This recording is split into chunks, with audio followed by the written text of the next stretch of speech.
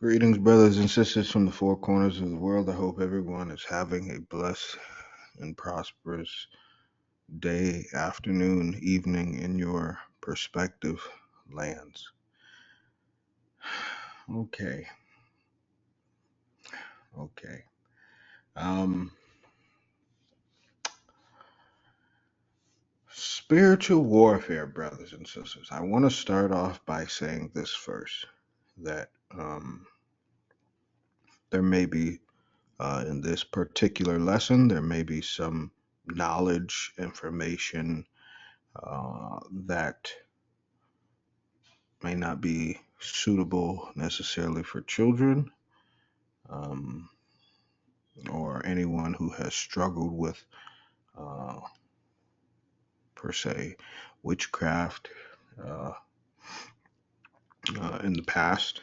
Okay. Uh, so, just as a warning. Uh, Now, obviously, um, if anyone has struggled with witchcraft, you do understand how strong it is. So, uh, you know, um, you know why I have to go over this. Um, with that being said, brothers and sisters, this is spiritual warfare.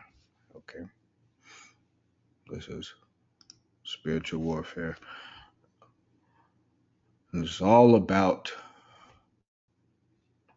the path of the truth, towards understanding. Now, before we get into this, I want to go into the scripture.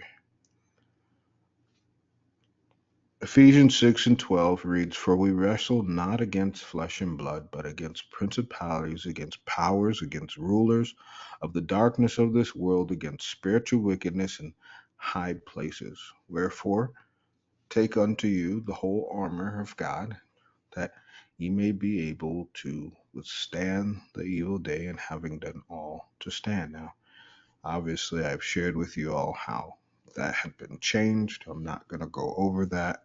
Um, and so we understand. Now, the first one we really went over, um, we really broke down the relapse, and then we went a little bit into the truth. Now, I and I did add the prodigal son in there as well, but I wanted to add something. Um, and we have quite a lot of scripture, so this will be in different parts. But I wanted to really hit home the emphasis of knowledge and understanding. So, for this particular lesson, I'm going to be using this dictionary here. It's called the Black Laws Dictionary, the 11th edition, and just for some references to definitions here. Okay. So, what is the truth? The truth, and I'll try and zoom that in there for you guys. The truth is accuracy in the recounting of events, conformity with actuality, factuality, an affirmative of defense, so forth, so forth. And these are all legal terms, by the way. And then truth seeker, someone who strives to reveal the truth.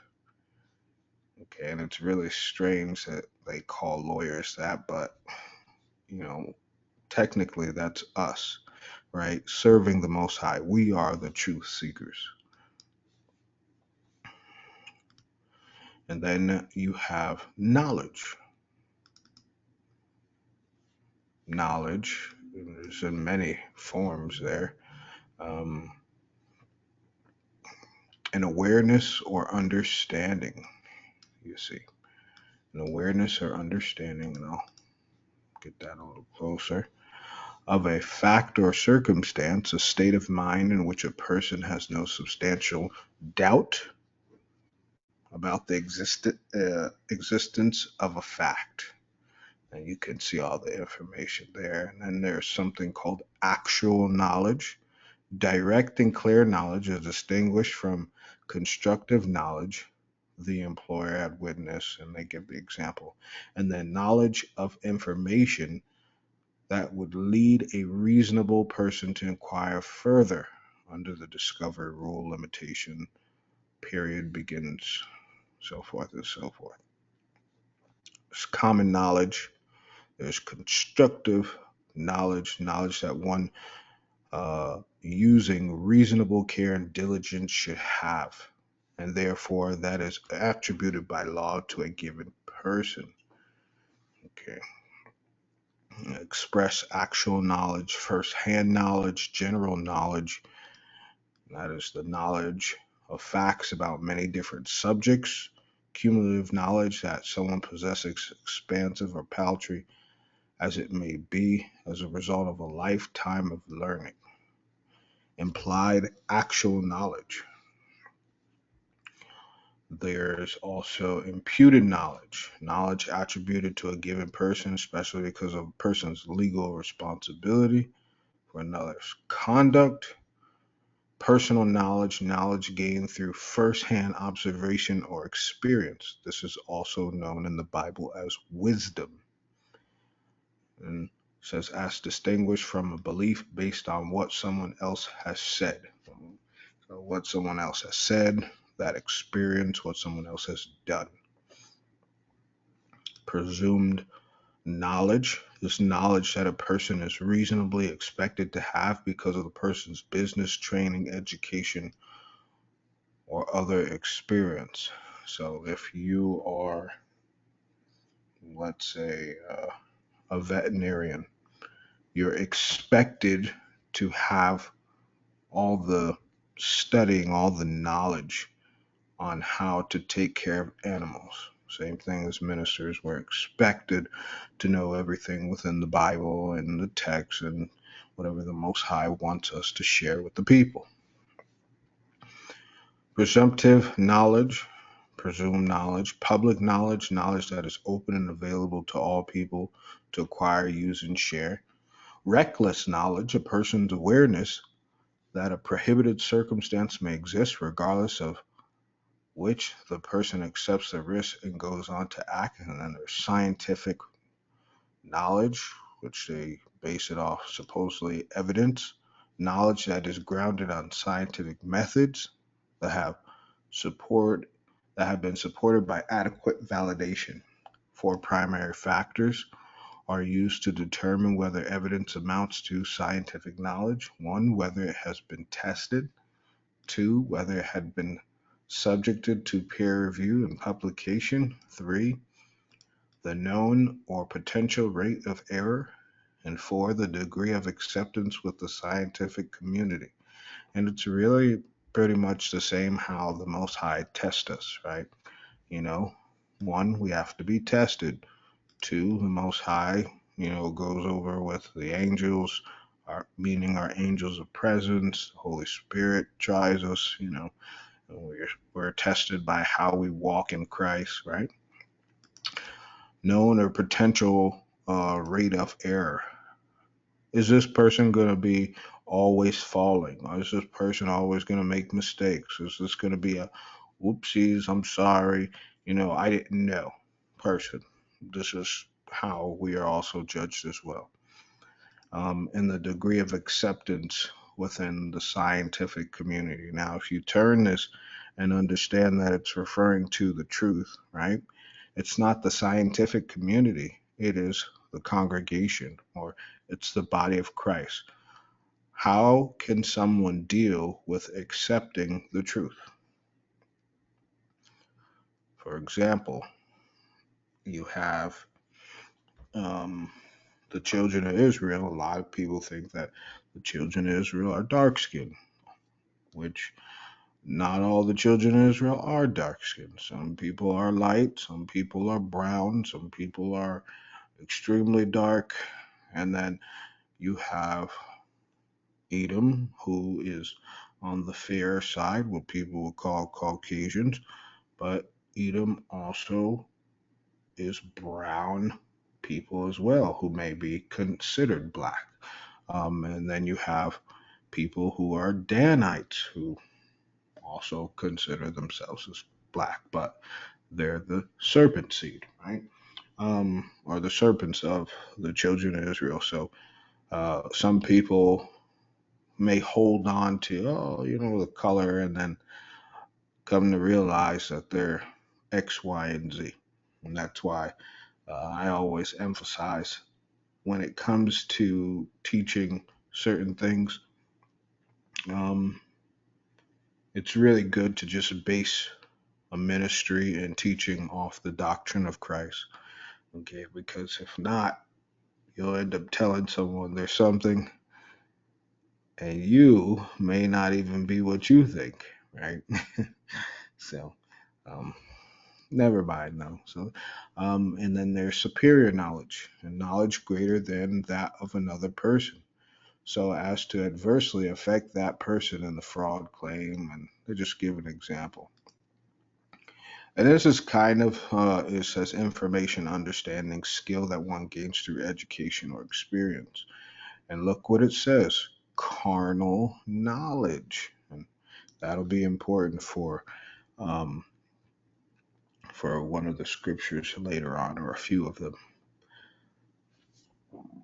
Now, it's really important for people to understand that social media is public knowledge. It's one of the things. And a lot of people don't ever break these things down and sit there and say, oh my goodness, like this is pretty crazy. Now, when you say pretty crazy, meaning how does the Most High view the knowledge that you have? Okay. And I don't like to call this scientific knowledge. I like to call this, you know, um, the throne's knowledge, or the way of how the throne evaluates things. Okay. They really took it and just kind of butchered it, but we see this is what the Most High does with us as, his creation. He tests us. He give us opportunity. He looking at how we follow the laws, how we walk with the Holy Spirit, how we walk in Christ, how we represent Him. You know, what we stand for, what we believe, what is the most important part of being in the truth. Um, it's very, very, very detailed. And then that superior knowledge. This is this is really um, it's really tough here, right? Because one, you have knowledge that's public knowledge, and then you have personal knowledge, and then you have superior knowledge. And a lot of people, I hope that no one thinks this way, but I'm quite sure there's people out there who may have think, oh, the minister is arrogant when he says, oh, he's not listened to anyone with no experience. Well, Moses wasn't sent to Egypt to listen to the people. He was sent to lead them out, which means no one should be going over Moses.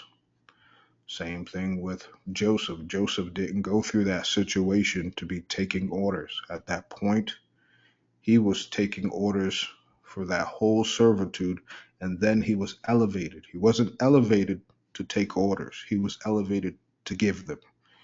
Okay. Um, and you can see this on and on and on in the Bible.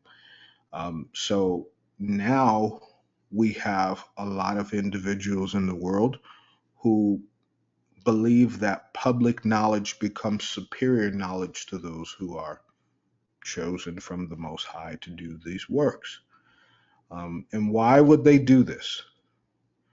You may ask. They do this because they don't know where they stand with the Most High. And then they do this because they believe that they should stand somewhere. Okay.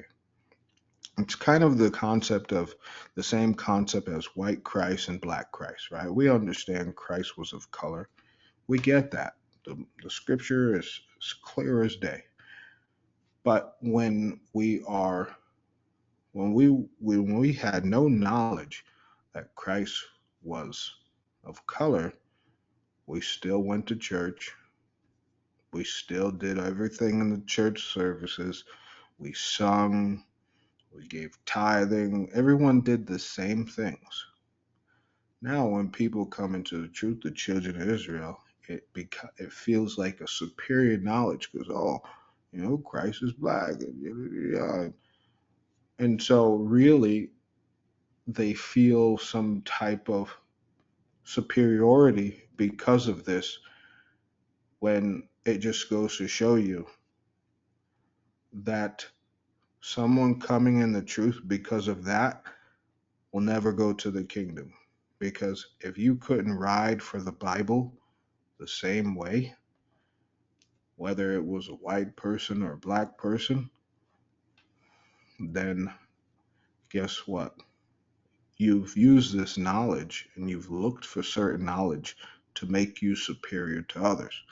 When the truth is knowledge that is going to clear the air of confusion. It's not supposed to make people superior and another person inferior. And some people may say, well, you just said Moses, and well, that's a respect to leadership and roles. Okay.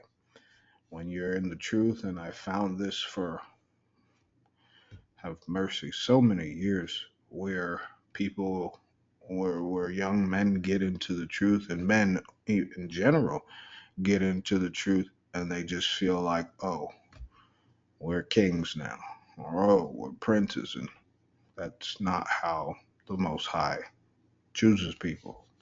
Okay, so instead of recognizing that your knowledge will be tested, a lot of people don't understand this.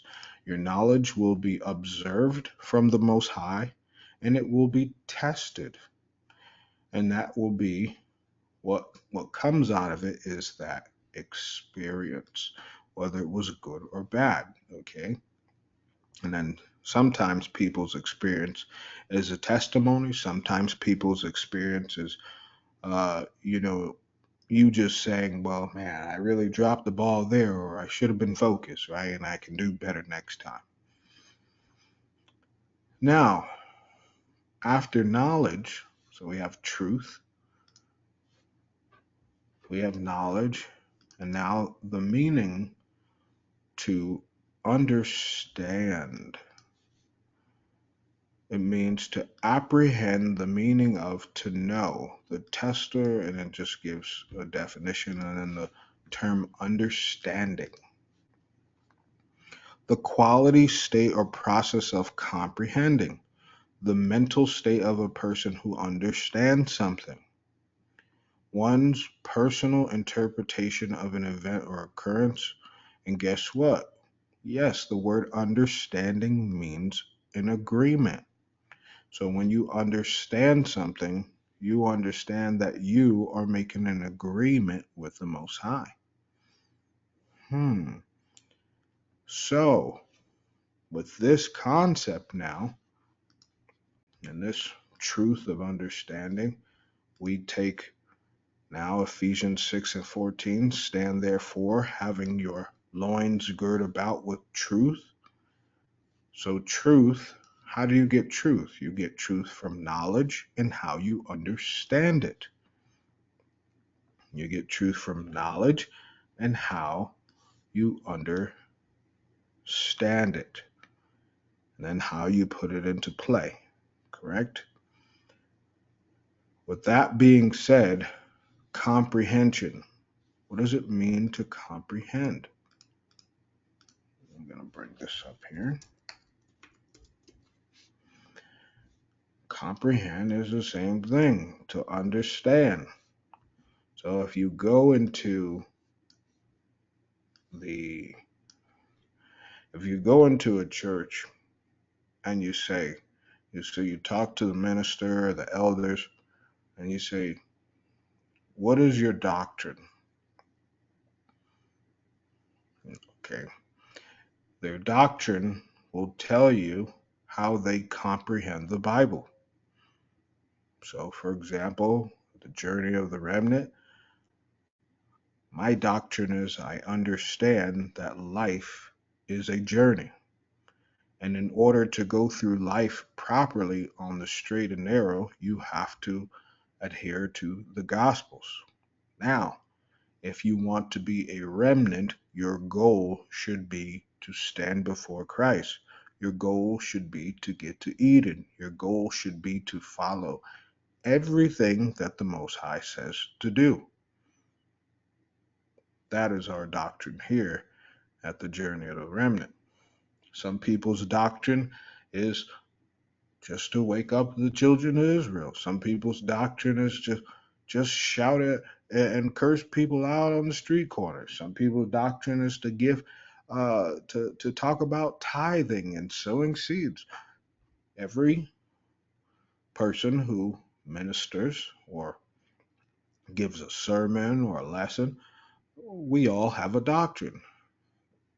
But then at that point, it's up to people to understand, to comprehend whether they want to be a part of that what doctrine. And that doctrine means what? That type of learning style. All right? That type of learning style, the body, the principles, the dogmas. And I don't really like that term, but because they have the witchcraft book, but dogmas is just something that is proper, thinking good, something that is firmly established. Okay, and we know that which one thinks is true. Now, obviously, I don't think what I'm teaching is true. I know it's true because it's from the scriptures. I'm not trying to, sugarcoat anything. I'm not trying to persuade someone that what they see in the Bible is totally different. That's what it says. That's what it is. That's what you're going to get. So understand the components of truth is knowledge and understanding. Now, I know you're going to say, why, Minister, did you go into it like this? Well, remember, brothers and sisters, we had come up, and I'm thinking of like how everything is going in the world, and watching those Babylonian elections, and then seeing that how Kamala won, but they gave it to Trump. Not that I care, because obviously you guys know I don't. But seeing that the point of his emphasis was when he won, America's going back in the golden age. Now,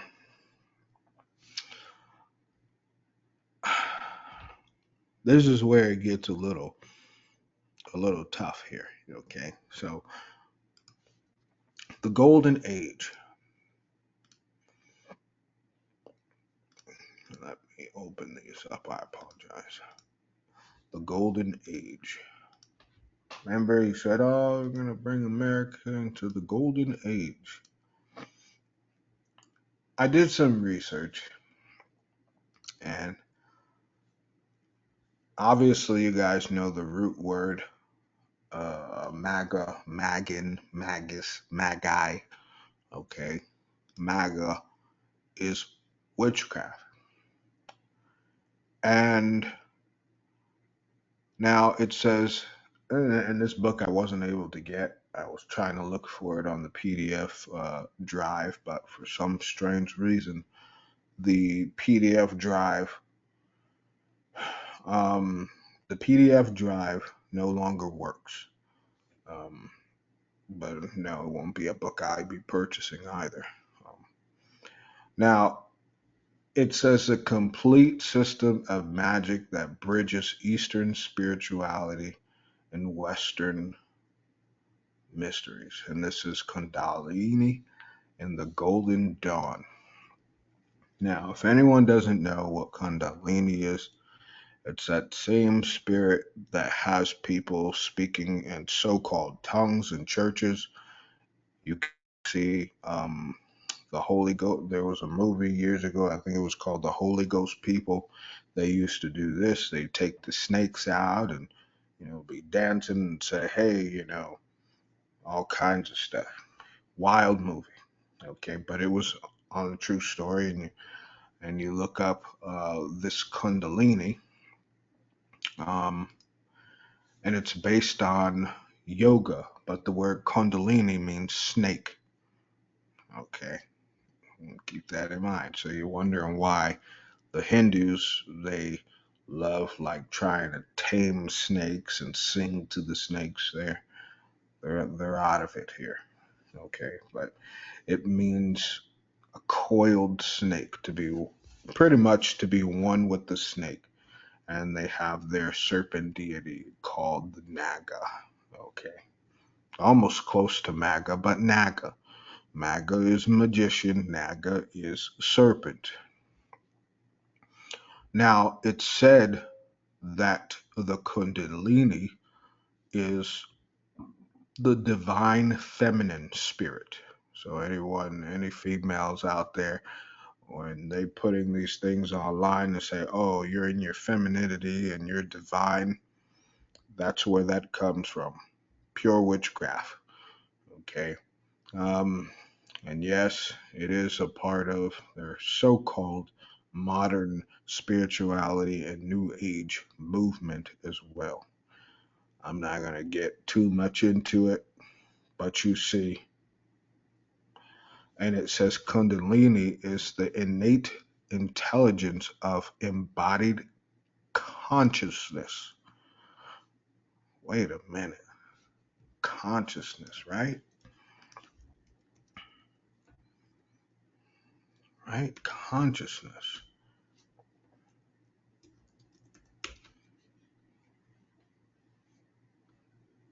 Did I spell it wrong? I did spell it wrong. I'm sorry. I'll just take it from here. Consciousness. Now, I want you to keep this in mind. That's internal knowledge, the state of being aware. Now, you're wondering, Minister, I just don't get how this is important for us. You're missing something because,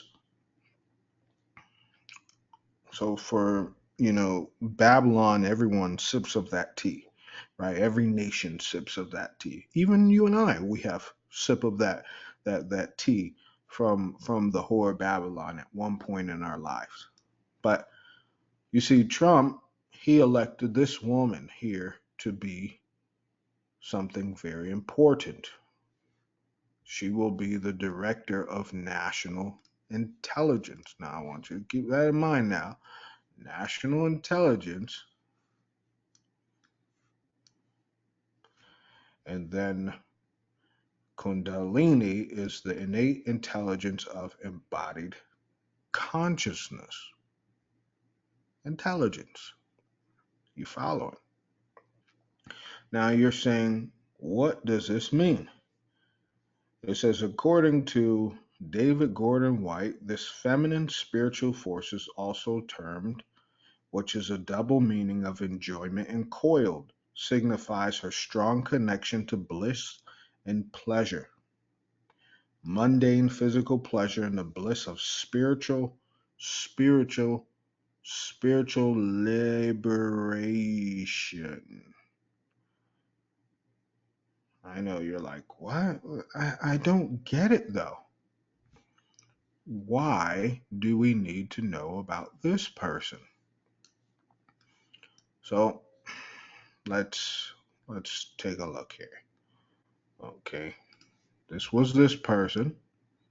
I can no longer remain in today's Democratic Party that's under the complete control of an elitist cabal of warmongers who are driven by cowardly wokeness, who divide us by racializing every issue and stoking anti-white racism, who actively work to undermine our God-given freedoms that are enshrined in our Constitution, who are hostile to people of faith and spirituality, who demonize the police but protect criminals at the expense of law-abiding Americans, who believe in open borders, who weaponize the national security state to go after their political opponents, and above all, who are dragging us ever closer to nuclear war. Now, I believe in a government that's of the people, by the people, and for the people. Unfortunately, today's Democratic Party does not. Instead, it stands for a government that is of, by, and for the powerful elite. Now, I'm calling on my fellow common sense, independent-minded Democrats to join me in leaving the Democratic Party. If you can no longer stomach the direction that the so-called woke Democratic Party ideologues are taking our country, then I invite you to join me. Now that's 2022. This is 2022 as well. Here are the undeniable facts. There are 25 to 30 US funded biolabs in Ukraine. According to the US government, these biolabs are conducting research on dangerous pathogens. Ukraine is in an active war zone with widespread bombing, artillery, and shelling, and these facilities, even in the best of circumstances, could easily be compromised and release these deadly pathogens. Now, like COVID, these pathogens know no borders. If they are inadvertently or purposely breached or compromised, they will quickly spread all throughout Europe, the United States, and the rest of the world, causing untold suffering and death. So in order to protect the American people, the people of Europe, the people around the world, these labs need to be shut down immediately, and the pathogens that they hold need to be destroyed. Instead of trying to cover this up, the Biden-Harris administration needs to work with Russia, Ukraine, NATO, the UN to immediately implement a ceasefire for all military action in the vicinity of these labs until they're secured and these pathogens are destroyed. Now, in addition to all this, the US funds around 300 biolabs around the world who are engaging in dangerous research, including gain of function, similar to the lab in Wuhan, where COVID-19 may have originated from. Now, at any moment now, they want to do what they want to do. After realizing how dangerous and vulnerable these labs are, they should have all been shut down 2 years ago, but they haven't. Now, this is not a partisan political issue. The administration and Congress need to act now for the health and well-being of every American and every person on this planet. It sounds good. I mean, it sounds decent, right? I mean, that's who this person is that Donald Trump picked. This is the Director of National Intelligence. And you're like, what? I still don't get what this has to do with all of this that you're showing. Now remember, you are in a war. Your opponent is not going to wear a sign on their head saying, I'm your enemy. They're going to do things hidden. They're going to do things hidden. And first, they're going to show you who they are, and then you're not going to believe them. Like this.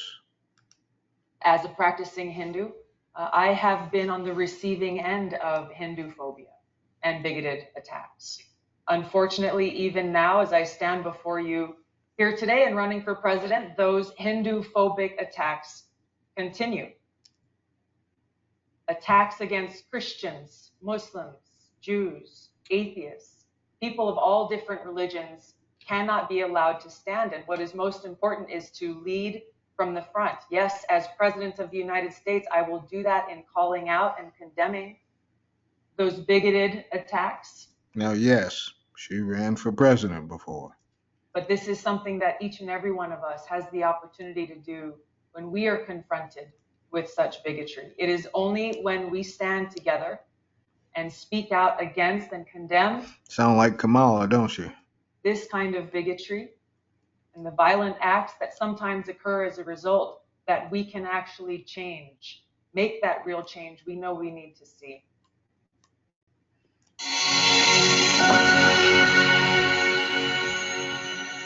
Now there's your first. So you're like, okay, she's Hindu. And then you see this. Srila Bhaktivedanta Swami Prabhupada Ki Jai! Srila Bhaktivedanta Swami Prabhupada Ki Jai! Now please join me now as we chant the names of Krishna together. Hare Krishna, Hare Krishna, Krishna Krishna, Hare Hare, Hare Rama, Hare Rama, Hare Hare.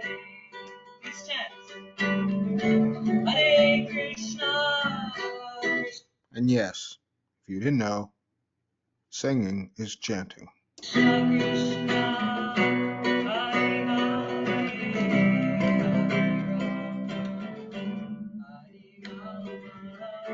Rama Rama, Hare Krishna, Krishna Krishna, Hare Hare, Hare Rama, Rama Rama, Hare Hare. And yes, they lift up their hands just like Christians do. Hare Krishna, Krishna Krishna, Hare Hare, Hare Rama, Hare Rama, Rama Rama, Hare Hare, Hare Krishna, Krishna Krishna, Hare Hare, Hare Rama, Rama Rama, Hare Hare. Krishna, Krishna Krishna, Hare Hare, Hare Rama, Rama Rama. Now, oh, that's who that is. She's not the only one, though. Trump put someone else in office who's Hindu. It's seeming like something's going on here. I mean, CERN is created. Never mind, right? CERN got their God. So obviously, she doesn't have a God. She's got many. Many. So who is she invoking? So called God of these things, protection, and different things, compassion, blah, blah, blah, blah, blah. Obviously, it's all a lie. Those are all traits of the Holy Spirit. But, you see, she's in a government official building invoking dark blue, I'm going to call it magic. That's right. Yeah. Now, someone who is at the head of intelligence, who has no problem invoking spirits,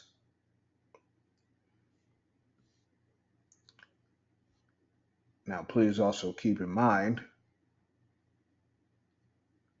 the Kundalini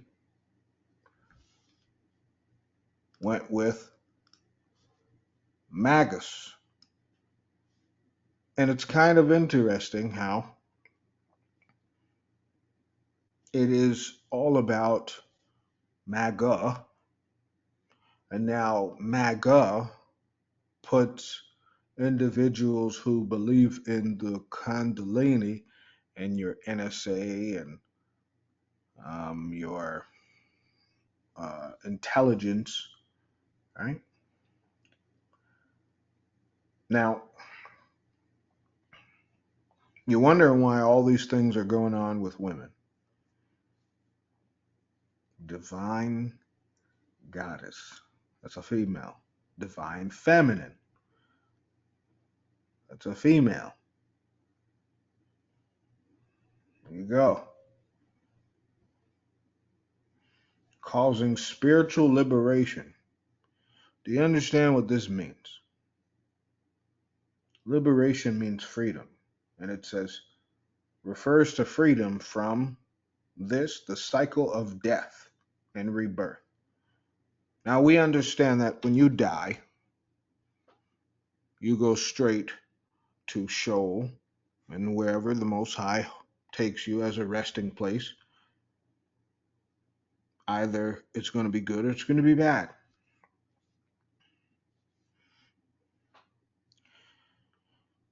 With that being said, sisters around the world, understand that you no longer are living in a time where things are normal. This is literally against you. Okay, this is literally. So now you see the women, all the women saying, oh, we're going to withhold ourselves from people and we're going to cut off our hair.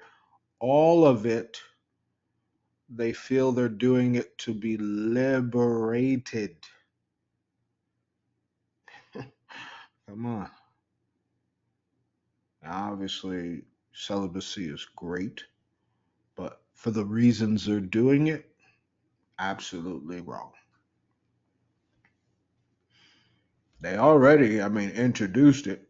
So all you got to tell a woman is that, hey, come to my yoga. Oh, she there. She's there. She's in there. So all the women, they say, well, I don't worship that God. It's just because it feels so good and it helps the body. My foot. My foot.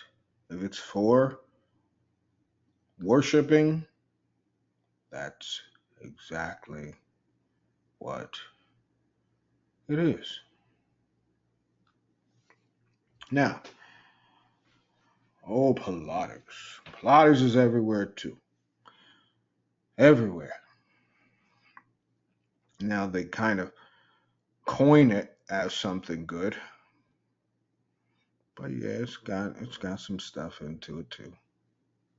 Mind you, it's been a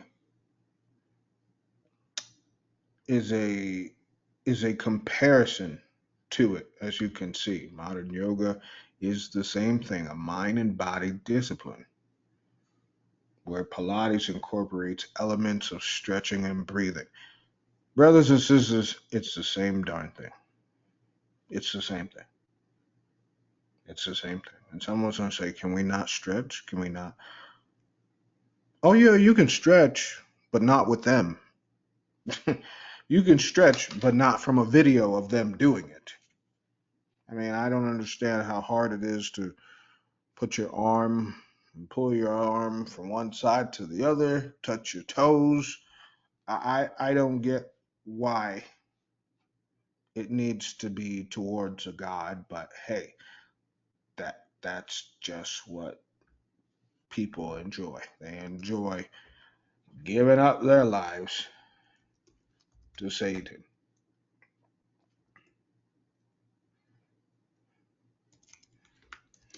Did I get it? No, Contrology.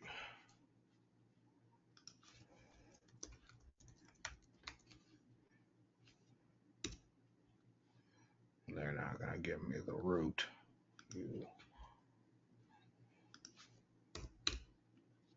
They're not going to give me the root. Shame on them.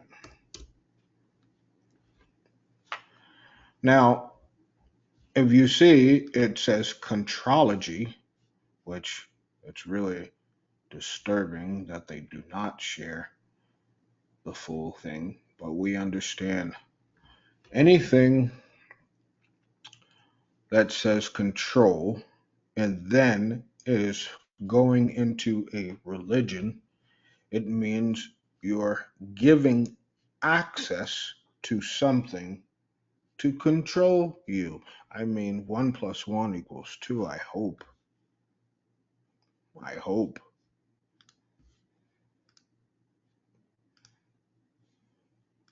I hope so. Now,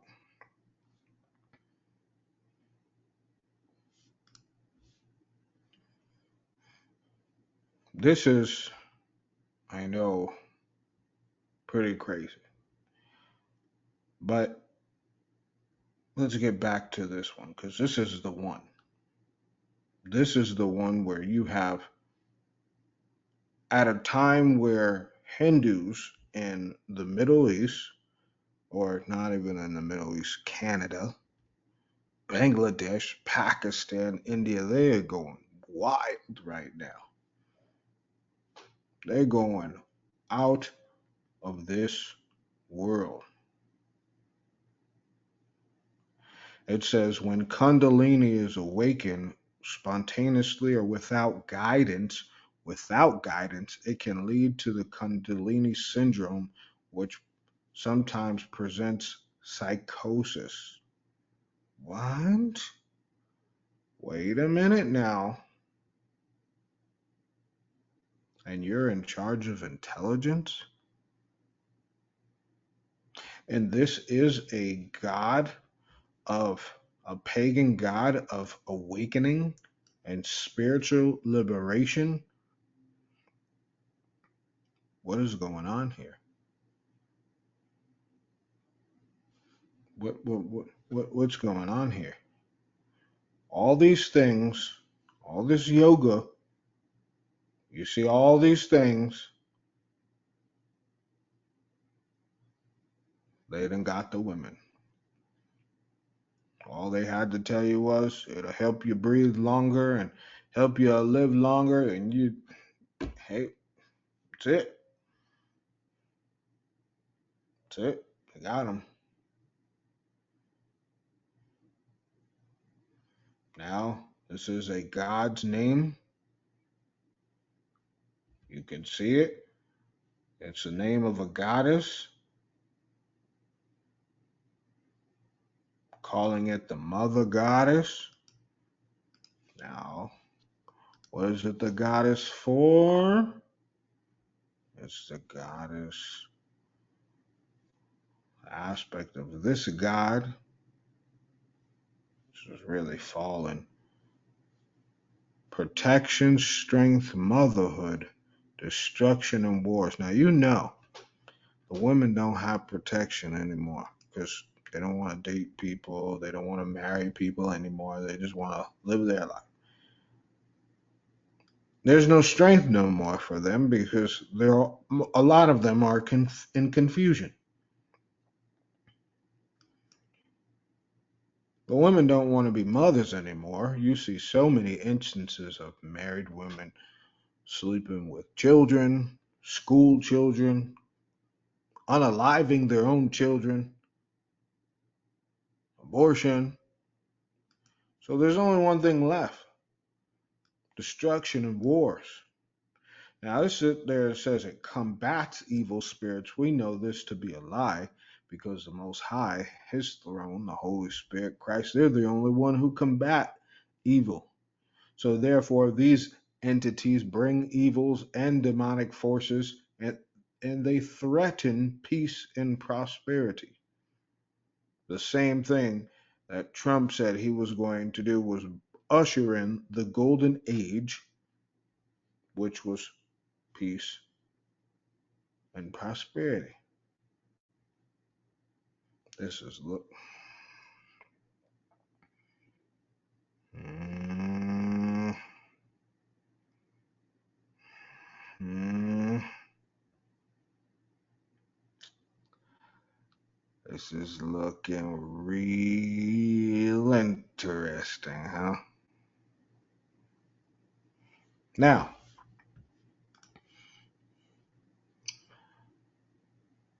that's just some of the things, obviously, and I shared it on both.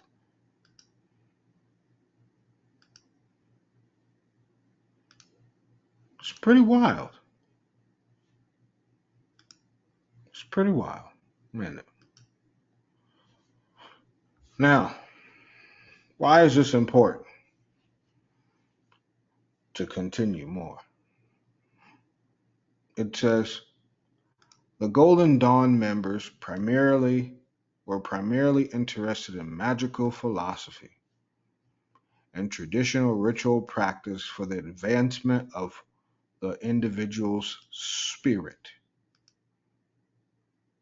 Influences include ancient Egypt religion, the Kabbalah, Christianity, Freemasonry, paganism, theurgy, alchemy, that's right, early modern grimoires, Enochian magic, which they lie, because there wasn't no Enoch that created no magic. We know Lamech did the dirtiness.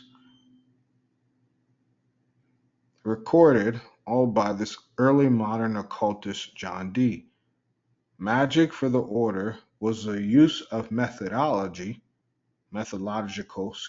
practices to cause changes in consciousness or the material world in accord with the universal will. You see why. If you're feeling weird one day, if you're feeling a little uneasy, you're feeling unmotivated, understand that these powers that be, they are invoking. And he sat there and said, this is going to be the golden age, which is the golden dawn. You're putting all these people who you understand, you're going to sit there and tote the Bible. I told you I was blasphemous from the beginning. You're going to tote the Bible. You're going to put all these people who worship the Revelation 2 and 9ers. You're going to put more Hindus in your office who believe in altered states of consciousness. You have to be at your highest level of spiritual armor. I hate this term, and I've heard this term so many times. We got to be girded up. We got to be armored up. Those people are not going to make it. I'm just going to say that right now. Those people are not going to make it. Armor up, however analogy you want to coin it. Guess what? If you don't take it seriously, it won't be protecting you. Okay?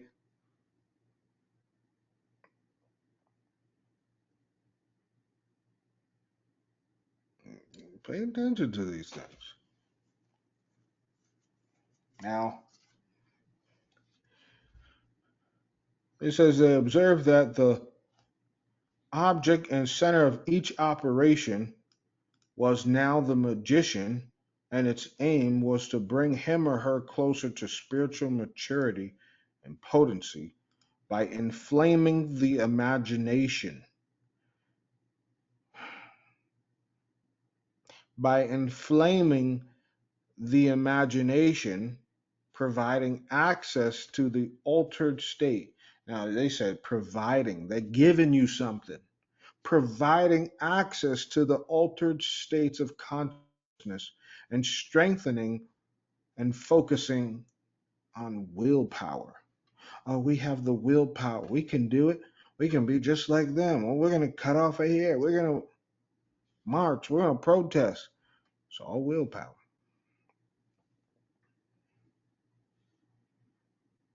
The consciously focused intention of one's highest divine or godlike self, charged by desire that was purified of all ego content and actualized through an imagination that used all the senses but was untwained by material illusion.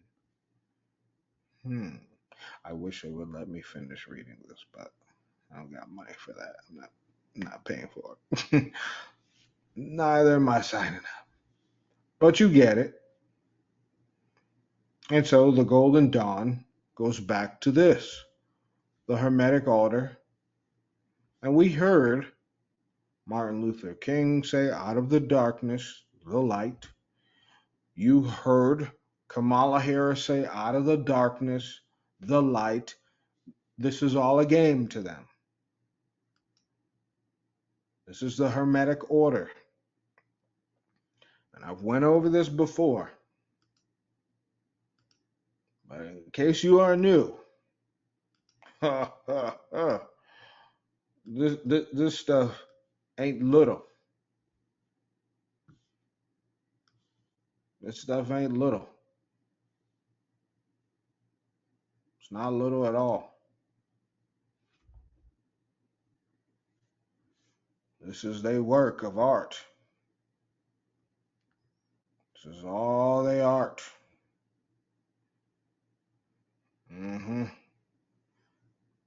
If you was caught with any of these or something like it, they done got you. It's witchcraft. That's right. And yes, they sell them. They sell wands, ankhs to Egyptians, stuff, because they understand you need those things for their evil.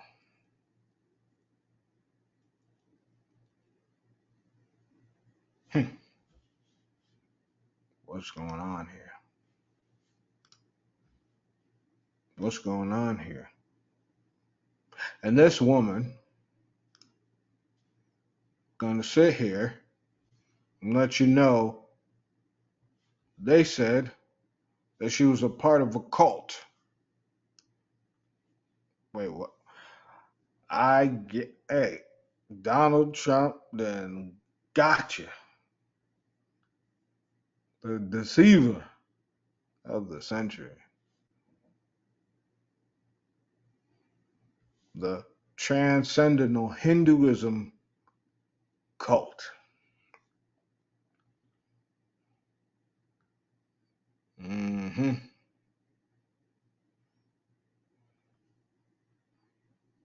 These people are sick. And you put no trust in any of these people. Any of them. Because what looks normal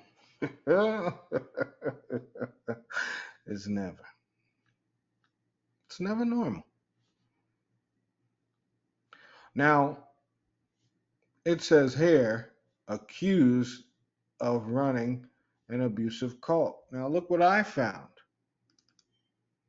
I'm Jada. I was growing up in Louisiana, and David Duke was a Grand Wizard in the Ku Klux Klan in Louisiana, and he was also a member of the State House of Representatives, and he was desperately trying to get in a higher office. In 1991, he ran for governor, and he lost. And today, the Ku Klux Klan is a despised group in America, and they hold no official power, no official political power. But the KKK of India has held power there for the last 5 years. And the India's KKK is called the RSS. The RSS is responsible for lynchings, bombings, assassinations, pogroms against Christians, Muslims, and anyone who stands up against this xenophobic agenda. The RSS also groomed people like Prime Minister Narendra Modi to take office. And I understand that might seem a little removed from New Hampshire, but Tulsi Gabbard is actually campaigning very hard here in New Hampshire, and she wants to be America's next president. And she doesn't want New Hampshire voters to know that the RSS actually helped her to get into Congress. Oh, she's a terrorist. She doesn't want you to know that she took hundreds of thousands of dollars from RSS activists. She doesn't want you to know that she repeatedly spoke at RSS events in America and in India. She doesn't want you to know that the RSS spokesperson was hosted at her wedding as Modi's special guest at her wedding in Hawaii. Oh, you got a terrorist country. Terrorist country. I repeat, terrorist.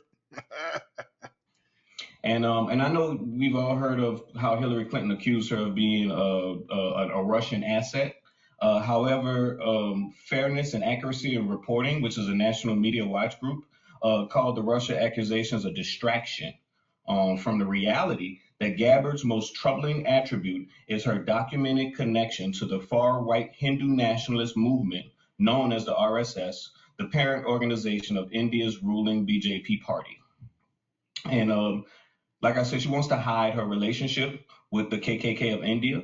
And I think that the New Hampshire voters need to ask her about the RSS and her ties. Boom.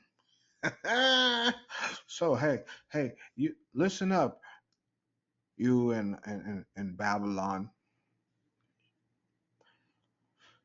You've been hearing about pogroms.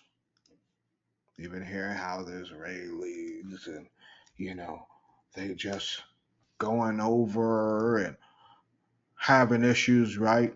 A pogrom is when they cause utter and complete destruction. You've been hearing they've been going to every place that their soccer team goes to in France and different places, Amsterdam, and you've been seeing that they've been causing havoc. Okay. Now they're saying pogrom is not against Jews. It's the people who are causing. But anyway, right? Now you have a problem. This individual who is behind one of the highest forms of intelligence, if not, excuse me, the highest, in your so-called White House with your magician of a president, it means destruction is coming. And the snake is all in it. That Kundalini is all in it. It didn't matter if it was Kamala Mama. It don't matter if it's Hillary Clinton. Hillary, Moloch eating chicken and Pizzagate Clinton. It didn't matter. They're all a part of the filth. So, where does that leave you and me and the truth and even people in Babylon? Where does that leave you? That leaves you to know that you, and it's all here too, or ties to, places, right? It leaves you to be forced to understand the truth. And so they said that she believes in transcendence Hinduism.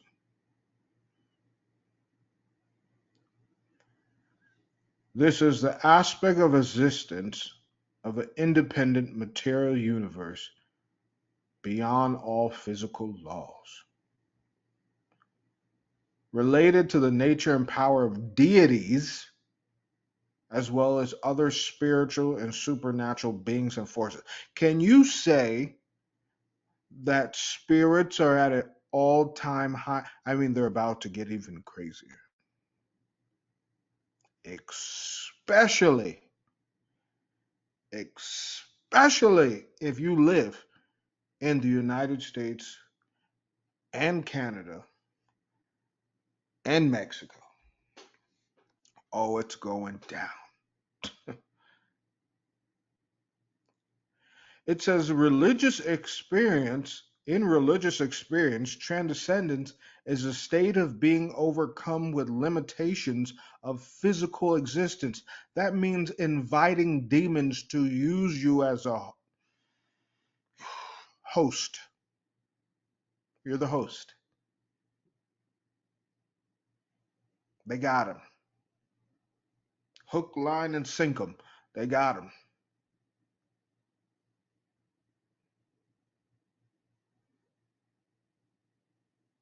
It is affirmed in various religious traditions, concept of the divine. So yes, divine, when you hear people saying divine goddess, oh, the black woman is the divine god, and oh, that's a divine, and you keep that trash away from me.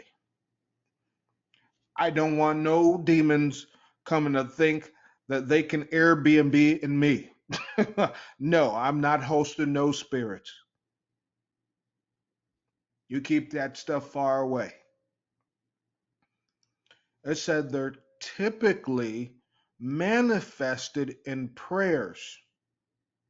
Now, of course, we pray to the Most High, but you see, now it gets interesting because, wait, rituals are characterized by rule governance.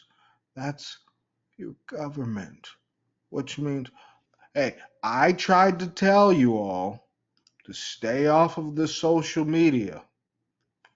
No, I'm too crazy. Ritual includes gestures, words, actions, and objects. I mean, they put up in Houston the biggest idol of Hinduism in the whole country of the US. Wake up. You're sleeping there. Almost as if like Houston area would be a offering to that God. Wake up. Okay? I mean, they did this in the times of old. You erect a God where you're going to offer the people. Hello. Anyway, it says rituals are a feature of human societies, worship rites, sacraments organized by religions and cults, but rites of passage, atonement, purification, oaths of allegiance. That's right.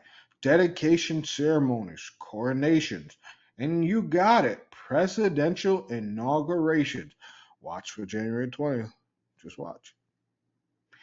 Marriages, funerals, and more. Even common actions like handshaking and hello are termed as rituals because hell is low. Get it? Yeah. Notice how in the in certain cultures, like even in the Arabic culture, they say "Salam alaikum." It's very, and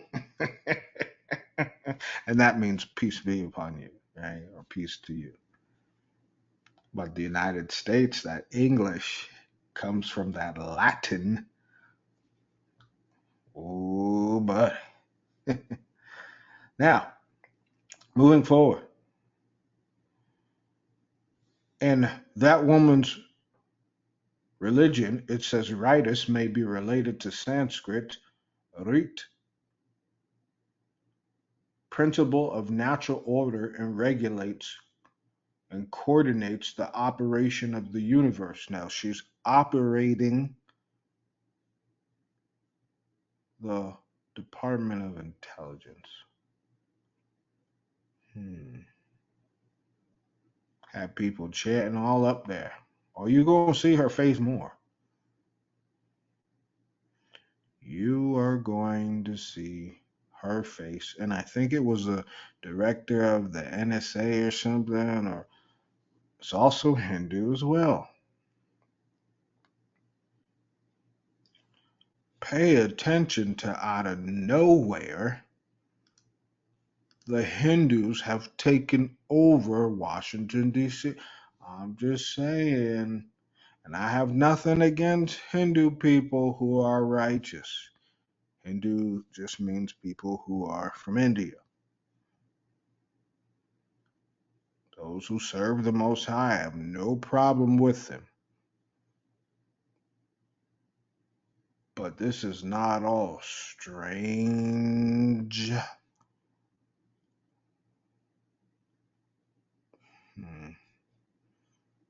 I kind of think it's strange.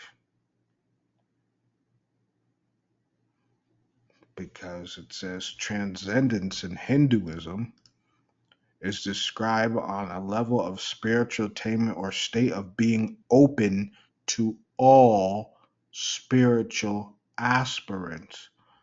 The end goal of yoga practice is to be open to all entities of demons. Got 'em. Aspirant, one who aspires, one who seeks advancement, a candidate. Now, how would they get the women to do this? They'd say, well, the society is so bad. Why don't you give this a shot? I mean, it's just a little stretching, right? I mean, it's just stretching. It's not a big deal. Of course not. It's just stretching. Open to all spiritual candidates, all spiritual entities.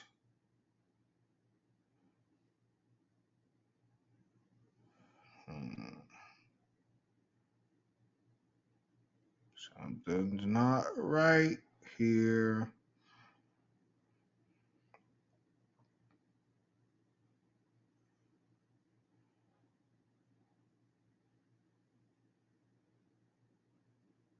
Pay attention. Pay attention. Is this what you believe in? Pay attention. I don't make the rules here. I'm just reading you the information. Her connection, she is Samoan. She's accused of being a right-wing supremacist, or being with them, excuse me.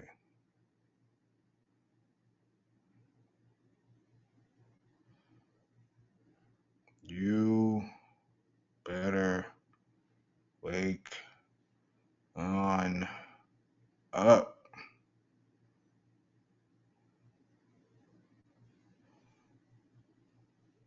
What United States? And remember, Hindus love, and I'm talking about people in India, they love Israel. Love them. They love them.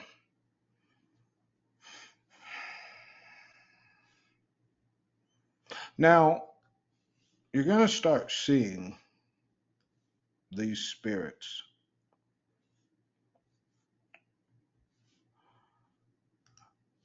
But you see, it doesn't stop there. Unfortunately, we kind of have to know what to look for.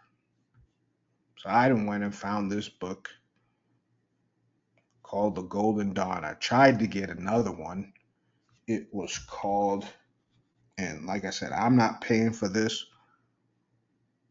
No, not one bit.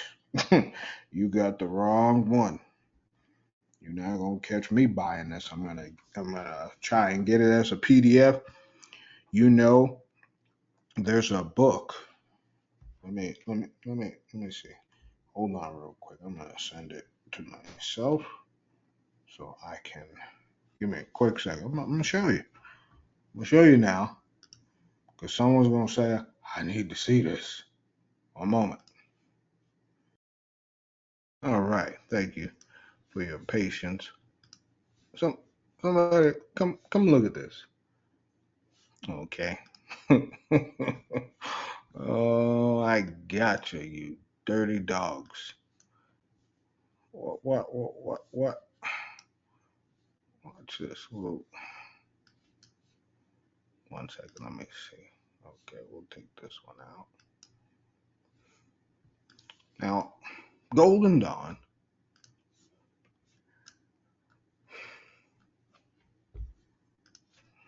We'll put Golden Age, same old thing, right?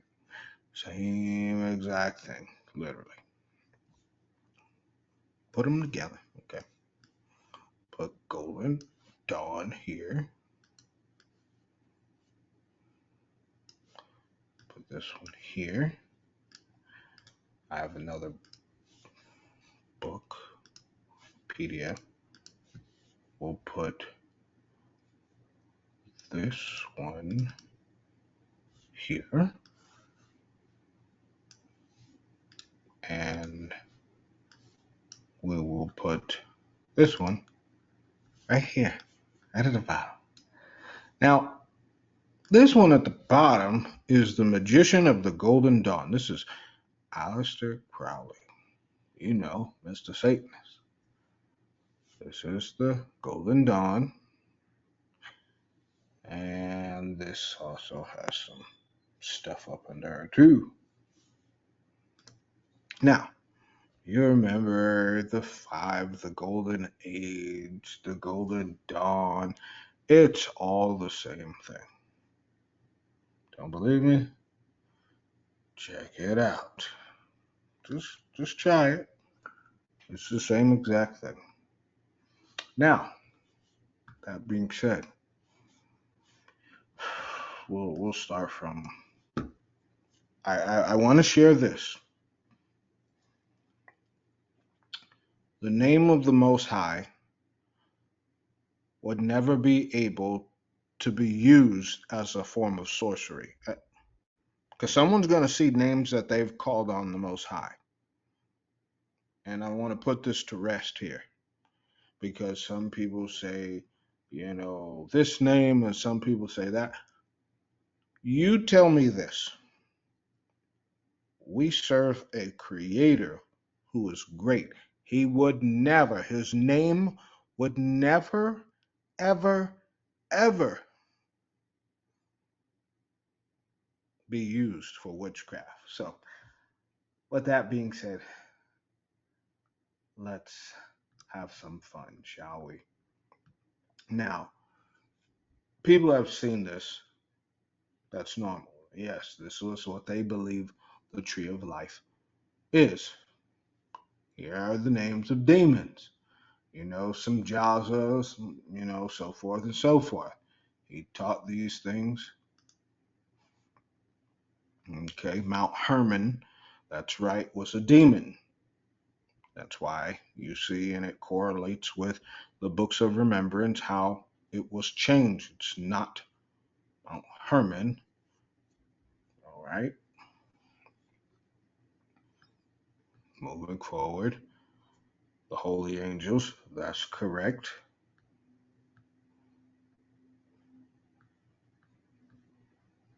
And they got different names here. Okay. And they got different names here. And I ain't gonna go into the names on this lesson because I had there was one lesson I wanted to do about the living amongst the Nephilim. And I have another book that I found. It's an ancient book, all on how to identify if a spirit is like literally next to you. Like, no witchcraft, just straight information.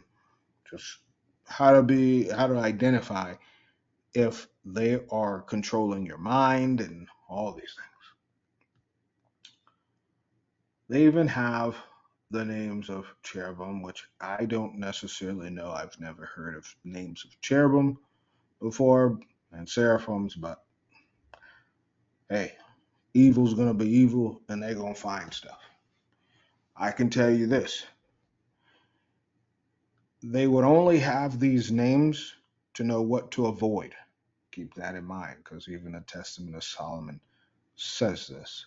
It says, hey, these demons aggravate, so they would just flip it and say, hey, if you want to do your evil, make sure you never call this name or you never say that. And I'm just sharing with you what they all go through and blah, blah, blah. Okay. Pretty crazy stuff. All right. And this is just the beginning of the book, by the way. Okay. Just the beginning. Like I said, and you see, they claim that, yeah. And obviously, once again, please don't be a superhero. This is for everyone out there listening. Don't be a superhero and try and read these things. Don't do that. Okay, don't do that. Okay, don't leave it alone. For the sake of learning and because I'm a minister, this is why I share. But as for you, leave it alone. You see, they even go into the Buddhists, okay, and show you how Buddhism is demonic as well. And they go into all of them in the yes, Christianity. Christianity. Yeah, and they go over some good parts and some bad parts, right? And Western virtues, right? Notice this is mysticism, right? Oh, your love. You gotta find your love in life. Won't even follow the Most High, but they'll be looking for love. Now, this is true. This here is true. And we've went over this already before.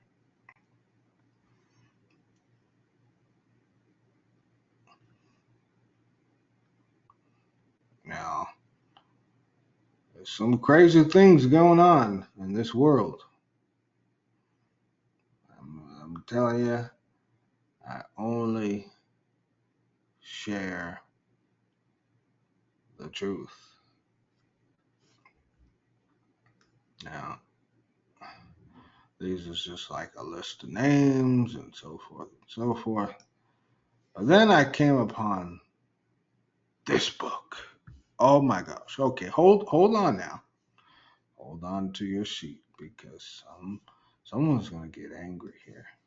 Now, you couldn't convince me if I seen the name that I believe is God used for sorcery and magic, I would drop everything I know and try and figure out, okay, is this true or not? And if it is, I would not be calling that name. Okay. So, you ready? Ready? Follow me. So these are your signs and stuff like that. Okay, and they've given this to people. They even had that song and that group Earth, Wind, and Fire and all that stuff. Yeah, that's all magic and paganism, by the way. You remember when we were kids, we used to like draw stars. So who would have thought how you draw the star is actually a form of invoking. Ooh, buddy. Now, here's this. Did you know the star is actually called a pentagram? This is a pentagram. Yes, so they believe the star is a pentagram, showing you, hey, no wonder why the Most High hated them. So notice how it gives you instructions of what to say and do. You touch that forehead and you do these things. And notice they took the things from the kingdom, from the Lord's Prayer. Thou art thy kingdom and thy power and thy glory forever. And then they say that. Oh yeah, they did dirtiness. They blasphemed big time.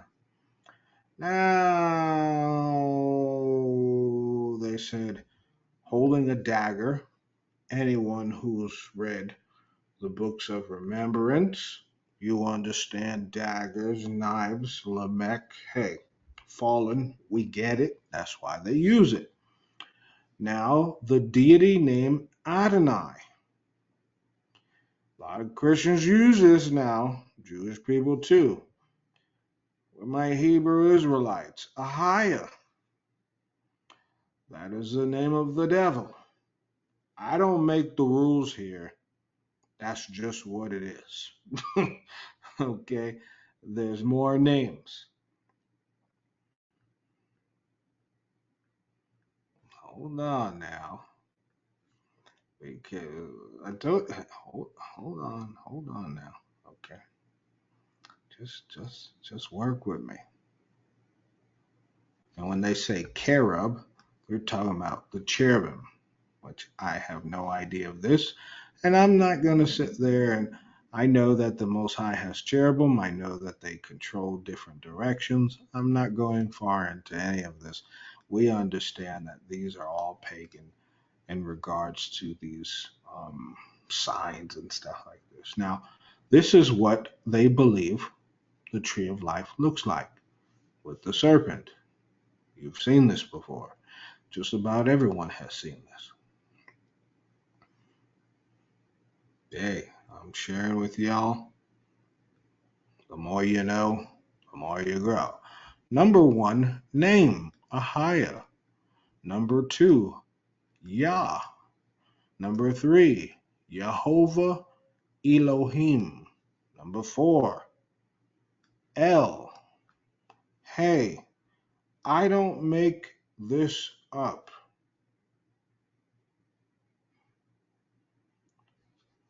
Shaddai, Adonai.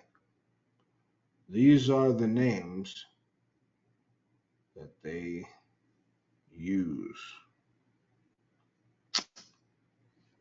See, look what it says. The student should himself draw several trees of life and upon them place above the names in the proper order. Now, that tree of life was with a serpent now.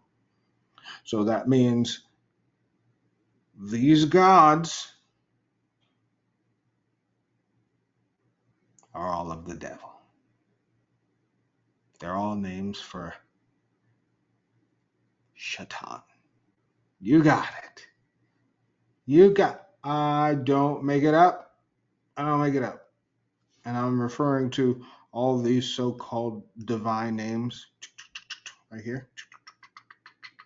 These are all names for Lucifer. Hey, some people are going to be like, I don't believe you, Yah. We're going to keep calling Yahweh, Yahovah, El. It's time to grow up. It's time to grow up. You're wrong. You're wrong. Leave it. Just move on.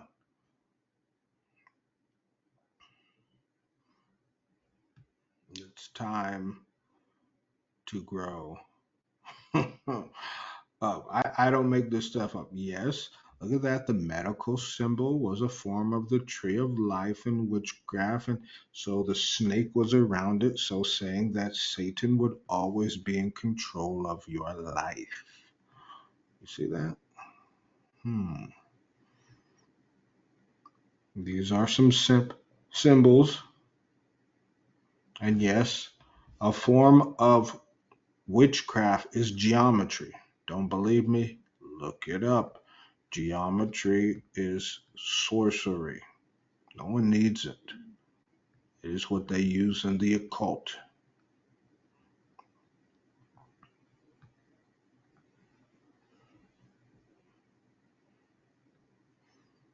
Here's their, I'm not going to say it, but I don't want those demons. Okay. Obviously, the Most High knows I'm not, invoking nothing, but there's still some power behind this stuff. Now, they understand the rivers of Eden, obviously,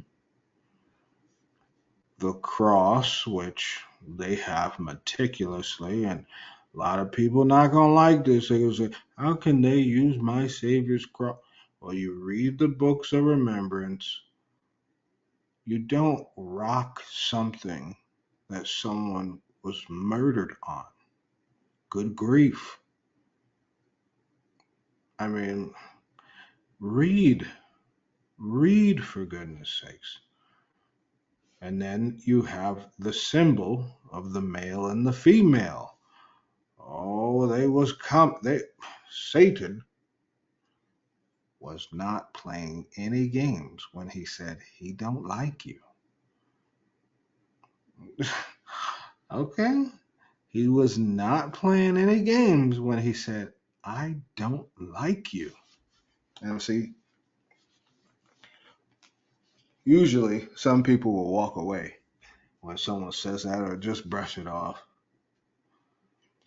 Well, you see, the problem is with Satan, if you brush it off, you're already dead.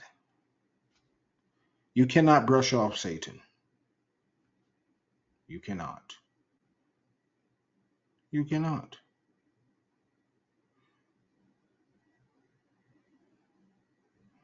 And I'm just sharing with y'all. I don't make the rules.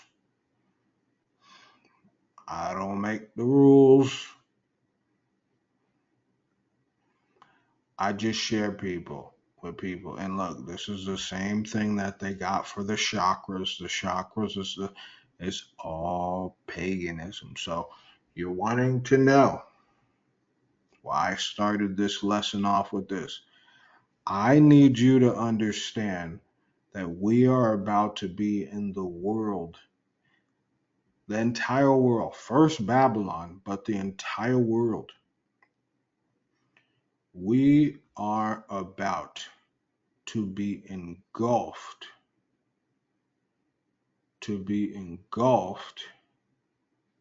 with what? Demonic entities like you have never, ever experienced. And I love the Most High for having us go over this, because I'm just saying.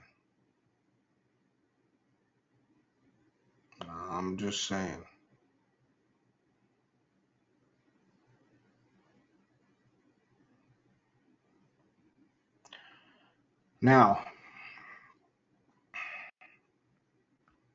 it's pretty frightening. Look what they did. Now, they use this in sorcery, rituals, okay, called the Golden Dawn, or and since there'll always be someone who don't want to listen, or don't want to look at it, I'll do it with you. I know you're scared. Okay, I know you're scared. I get it. It's quite scary. It is. Origins, London. I told you it's going to take over the world. It's going to take over. This is when they was talking about those lights. They was talking about things burning. You gotta understand, at the same time as the Jubilee, it is about to get spiritually wild. And some people are gonna be like, what in the world? Hmm. Now, I'm going to do a Jubilee lesson very soon because the Jubilee is important. And a lot of people need to understand that, well, I have some very fine research. And you see, Jubilee is only good for those who the Most High says it's good for. You're like, what? Yeah. Because as you know, there were even people who got tested in the Jubilee for an entire year. There were people who lost everything for an entire year. And there were people who gained things for an entire year. Because just think of Jubilee as a recompense. The Most High is going to let you know what he thinks of you.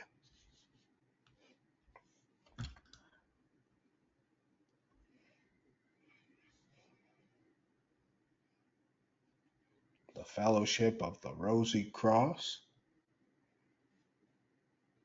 ISIS, and this is all Christian mysticism. And you can sit there and see how the cross is not an object to be honored. They sit there and use it for witchcraft. This is witchcraft, paganism. But hey, what do I know? And it's kind of crazy, right? Because you notice how, I want you to notice this is like a ritual area, okay? In the United States, even all over the world, you notice what they call things when they're looking to help people out? They call it the Red Cross. And notice how it deals with blood. What goes on the blood? Where does blood come from? The altar. Oh, everything. And yeah, you shouldn't be giving your blood. Everything that you may think is normal, it's not. Praise the Most High for His grace. Praise the Most High for His mercy. This is what it looked like. This was what they believe Adam was and Eve. This is what they believe, and the snakes running all through them. That's what they believe.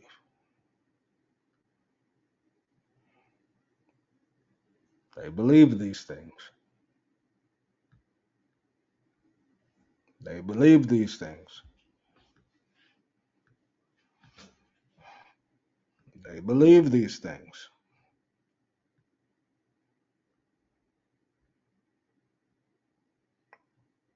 I don't make nothing up. How they have their hands on their face. This Hitler, what they say, the Hail Hitler sign, that's a form of sorcery. Now, obviously, we praise the Most High. You may lift up your hands. Well, you and the Most High know who you're worshiping. But when they lift up their hands, they're blaspheming. A little Rockefeller, Illuminati symbol. Yeah, it's all a part of it. Now, isn't this crazy? This is called portal signs. This is called closing the veil. The sign of Osiris slain, right? Depending on the fingers, pay attention to the fingers. That's the difference there. Brazil, can we talk? Is that why Brazil is so dangerous? Because you got that beautiful monument, psych, right across, knowing that's one, that's not Christ. Two, it's a ritual for portals. Bingo! Oh, that's right. The Black Panther symbol was also a ritual. That's right. Come on now. And then wonder why the man died. Right? And I always thought Denzel was a good actor, but hey, we're gonna have to question you too, since he took the role for the Black Panther 3, and he's in the Gladiator up there, slop dropping men. We have to talk here. What's going on? He kind of convinced me when he played that role, Fallen. Yeah, yeah, you definitely convinced me.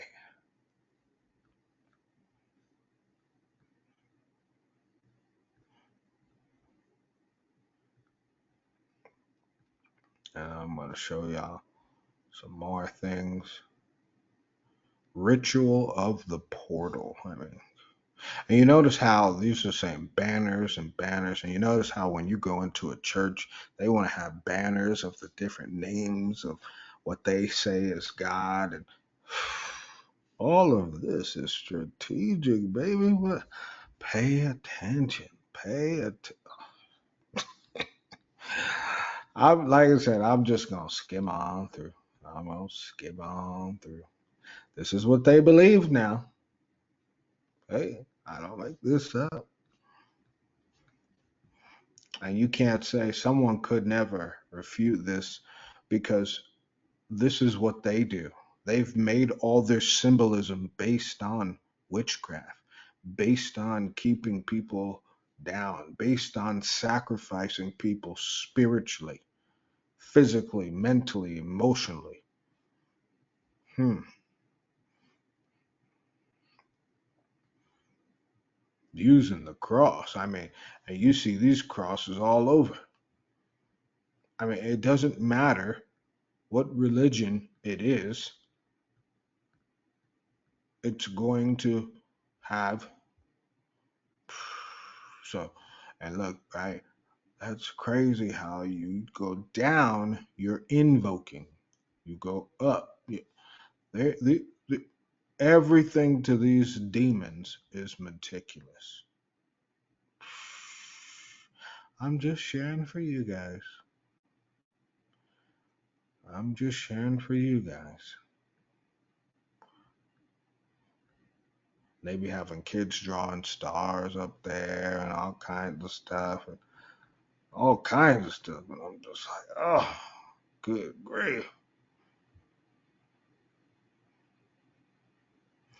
Look at it. Look at it. Now, someone may say, is this true? You see the tribes of Israel here. Obviously, the colors are correct. Is there an angel over Israel? I cannot confirm that or I cannot deny it. But could it be? Possibly. But I've never come across anything like that before. This is the cross.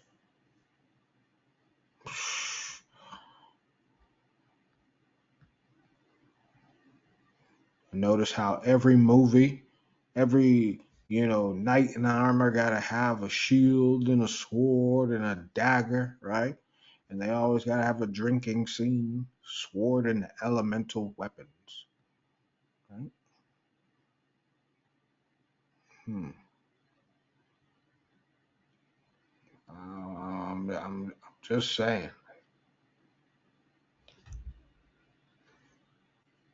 I'm just saying.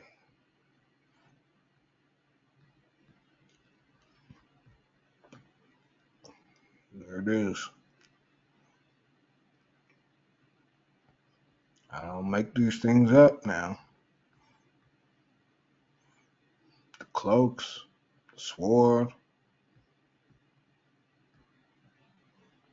symbols. There you go, your eye. That's the basic part. Here's the medical symbol. There's a Nazi symbol. Here's the, I think the Celtics use this. They done got them all. They done got them all in the pagan religion. They got them all in the order of the Golden Dawn.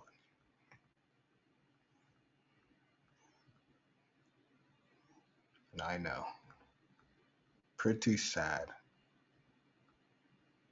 Pretty sad. Pretty scary. Once again, I'm going to tell you this. We are in a high spiritual time. This seems to be very common nowadays. These this heptagram and this octagram. I mean, even in the UFC, they have people who fight in the octagon. All of it is form of sorcery.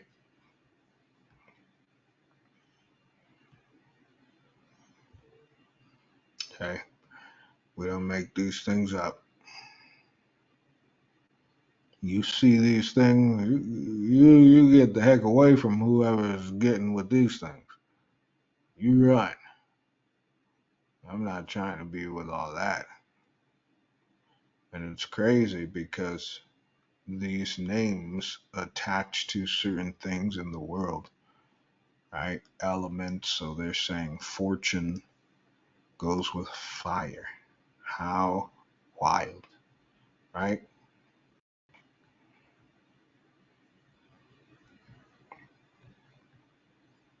You couldn't make these things up. They used to have people playing the game Hangman and all the... Listen here. I don't make nothing up.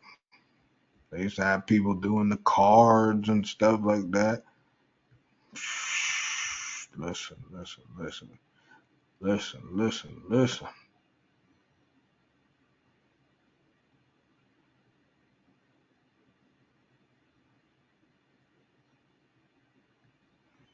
You know, I sat here and I was like, man, Most High, this is about to be so wild.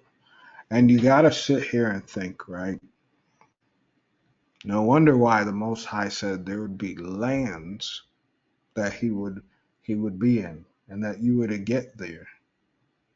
Not saying that these places don't have demons, because they most certainly do. But these things, it seems like the entire Western civilization, Europe, Canada, Australia, New Zealand, okay, America, they all have submerged evil in life so that spirits can be waiting for people at every corner, at every corner.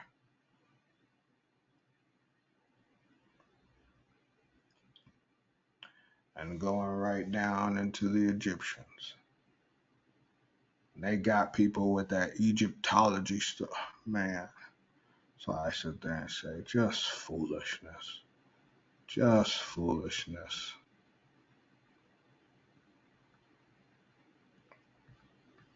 People have really gone so far. People are thinking that they're so close, yet they're so far. so far. Now, this was the very beginning. I know, all right? I wanted to emphasize in this lesson that there's about to be a spiritual war like you've never experienced. You have magicians holding the so-called Babylonian presidency. You have nothing but you have him invoking a golden age, understanding for the righteous it's the jubilee, for those who are not righteous it's death and destruction, first coming confusion, stupor. But remember, what is truth? That should be the big question. A lot of people fail to realize what truth is, what knowledge is, because you see, it said, have your loins girt about with the truth, meaning truth is what will settle and hold everything else in place. Truth. Knowledge plus understanding equals truth. For the next lesson, brothers and sisters, I'll give you a little sneak peek here. We're going to break down how powerful knowledge is, how powerful understanding is, and I'm also going to teach you how certain knowledge can either take you away from the Most High and break your connection with the Holy Spirit, or the certain knowledge that you get could make your relationship stronger with the Holy Spirit and stronger with the Most High, which would ultimately mean your protection is at the height of its best.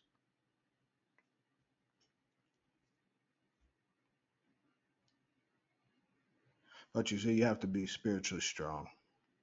And I think it's beautiful how the Most High had me do it, because you need to understand that this is not just, oh, we girded up, we suited up. No, spirits are coming and they're looking for hosts. You're not going to make this if you're not doing this properly.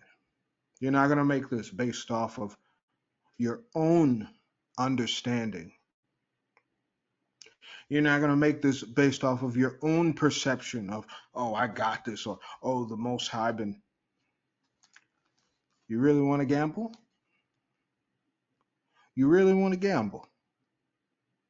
You really want to gamble a demon latching onto your soul?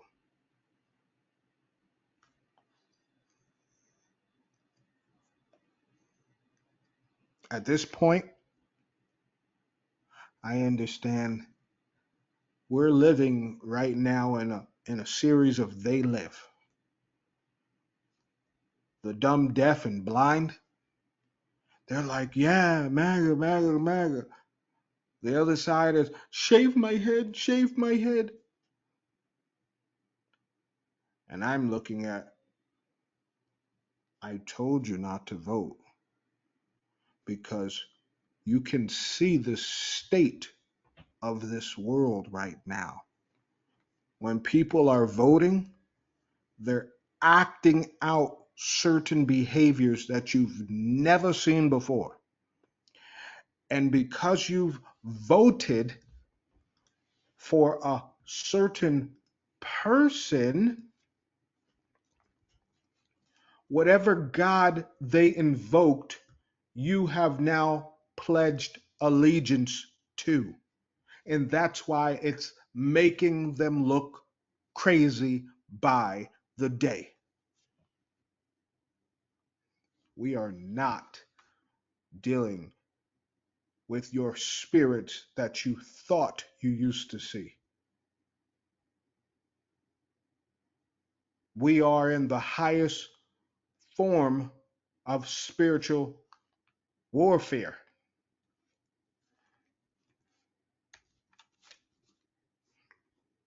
You are in the highest form of spiritual warfare. Now look what it says. If it if the woman be not covered, let it also let her also be shorn. But if it be a shame for a woman to be shorn or shaven, let her be covered. Now, I'm gonna do something nice here. And I'm gonna show you what this truly means.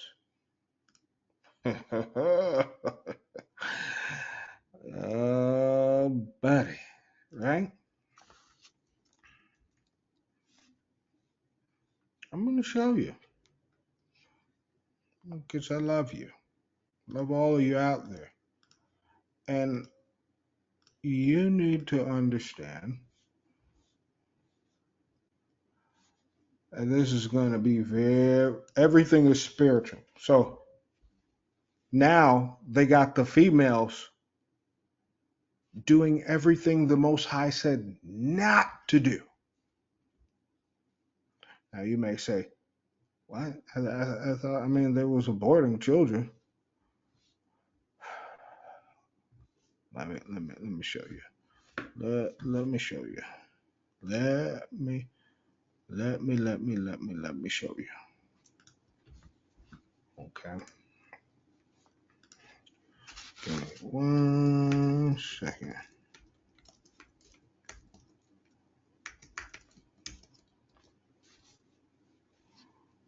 Give me 1 second here. Okay. Give me. I hope you're with me. Okay.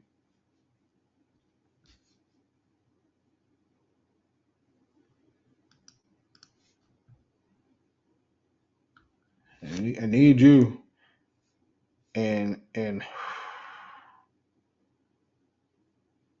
you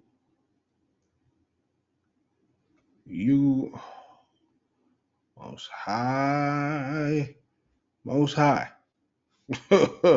you I'm about to blow your mind, brothers and sisters. I'm about to blow your mind. You thought you could be out here just thinking you know better.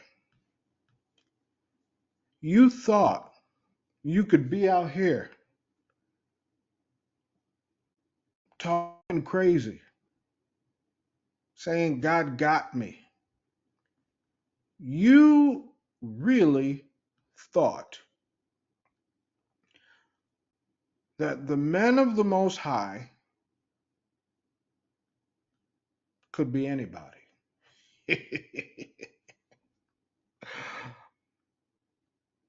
Well, let the religious games begin. Yeah, let them begin. Because you want to see what demonic possession looks like?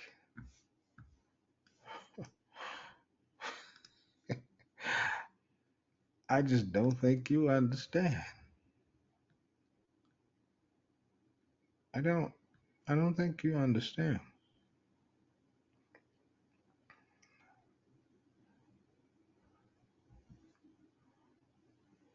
I don't think you do. Now, give me 1 quick second to blow my nose real quick, and I'm going to be right there with you.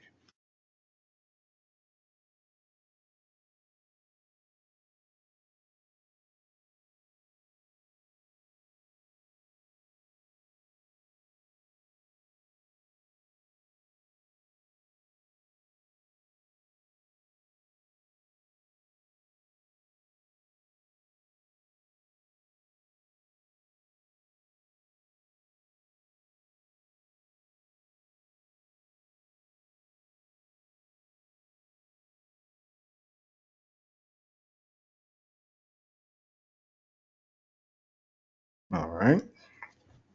And let me get this real quick. Make sure we got everything on the screen properly.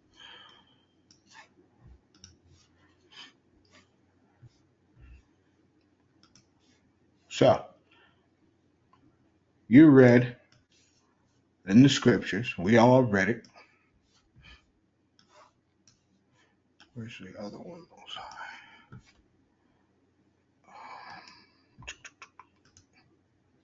Okay, here we go. You read in the scriptures, it was that a woman was never, ever supposed to shave their heads. And a lot of women used to say, no, no, no, no, we'll be all right, and we don't need no hair covering. We don't need. Watch this. Here we go. Check it out. So, this was verse 4 in the middle.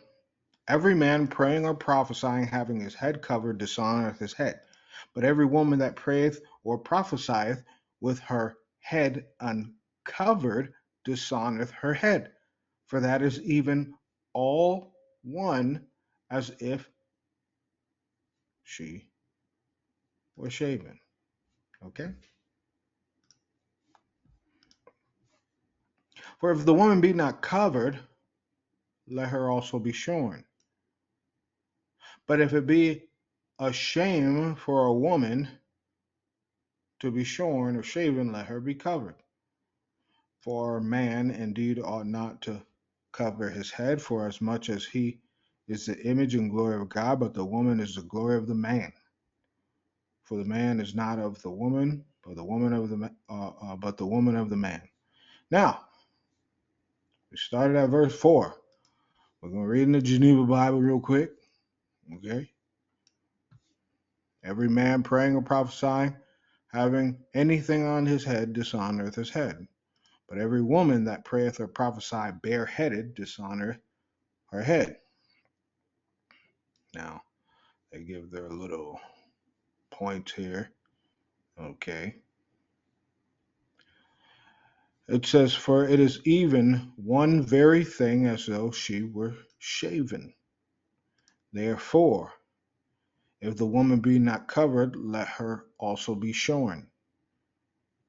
If it be shame for a woman to be shorn or shaven, let her be covered.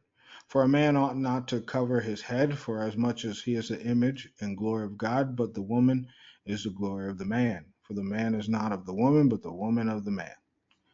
Full stop. Now, let's go to the other Bible. Let's see, because it's just getting juicy here. And we're at 11 and 6, or 4. For a man to pray or prophesy with his head covered is a sign of disrespect to his head. For a woman, however, it is a sign of respect to her head if she prays or prophesies unveiled. She might as well have her head shaved off. In fact, a woman who will not wear a veil ought to have her hair cut off. So these are all godless women. These demons is having a good old time. It says if a woman is ashamed to have her hair cut off or shaved, she ought to wear a veil. So it means you ought to wear your head cover. A man should certainly not cover his head, since he is the image of God and reflects God's glory, but a woman is a reflection of man's glory. For man did not come from the woman, no woman came from the man. And a man is not created for the sake of a woman, but a woman was created for the sake of a man. That is the argument for women's covering their head with a symbol of authority over them out of respect for the what? Out of respect for the what? out of respect for the angels. However, the women cannot do without man, neither can man do without woman in the Lord. Woman may come from man, but the man is born of woman. Both come from God. So now this gets interesting, doesn't it?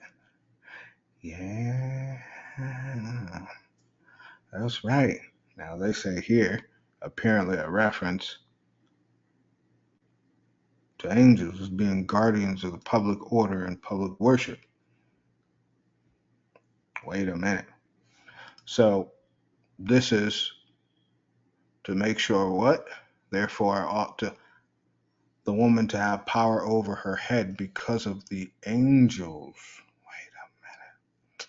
Something.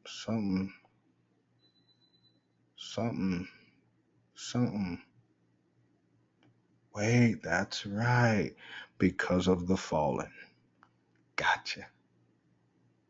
So the head covering served as protection from the fallen. And if you did not want to serve the Most High, they said to shave your head because the fallen would understand who the woman was. Don't believe me? Just watch. Just watch.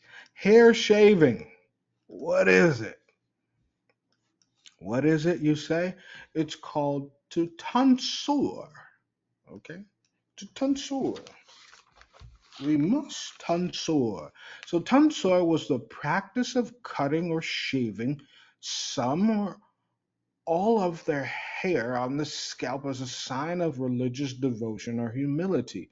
The term originates clipping and shearing, just like the Bible said. Tonsure can also refer to secular practice of shaving all or part of the scalp to show support or sympathy or designate mourning. All these females got them. All of them got them. Got them all. Got them all. So you see these demons, they having a good old time. Good old time. Hinduism, let's see.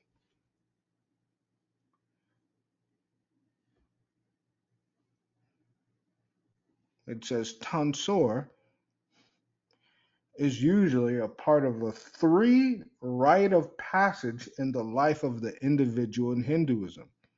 First called this one, which is the rite of tonsure, also known as chula, all these and all these and all these, marks a child's first haircut, typically shaving of the head. Mothers dress up sometimes in her wedding sari, that's their dress. With the father present, the baby's head is shaved and nails trimmed and washed and dressed in new clothes. Sometimes a tuft hair is left to cover the soft spot on the hair on top of the baby's head. Both boys and girls get their head shaved. What? Says both boys and girls typically go through ceremony, sometimes near a temple and a river but is not mandatory. Now, this is also where they got sisters. This is where they got the weave from. They sacrifice it to their god and then they send it in a package. Boom. Don't believe me? Go ahead and look it up. Moving forward, tonsure is practiced by Hindus after death. Wait, what? Hmm. That. Hmm. And completing the last rites of an immediate family member, that is father, mother, brother, sister, spouse, or child. This ritual is regionally found in India among male mourners who shave their heads as a sign of bereavement. Until a few decades ago, many Hindu communities, especially the upper caste forced widows, force widows or undergo the ritual tonsure and shun good clothes or ornaments in order to make them unattractive to men. What are they doing now?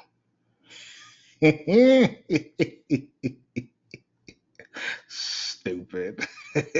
But hey, I'm calling them stupid, and I'm also calling the demons stupid, by the way.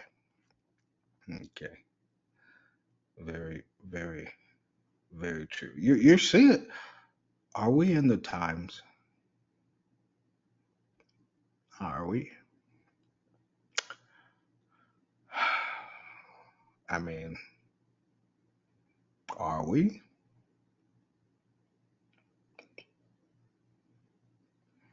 Are we? I don't know. You tell me. Because it looked like it. It looks like it, doesn't it?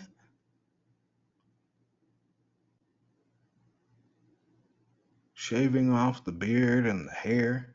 It looks like it.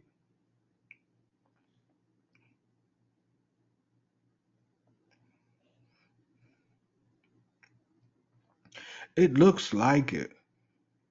Oh, hmm. Where the Bible and the Quran stated you're not really supposed to. Never mind. I don't know much of anything. I'm just saying they got them all in one big ritual. One big ritual. Got him, got him, got him.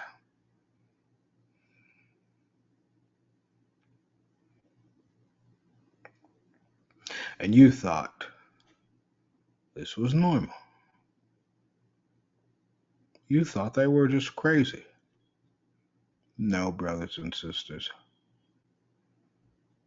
I'm sorry to tell you. But you see, anyone who is participating in that foolery, understand it's a ritual. I want you to understand that. And stay far, far away from rituals. Stay far, far, far, far away from these people. Because these people are possessed.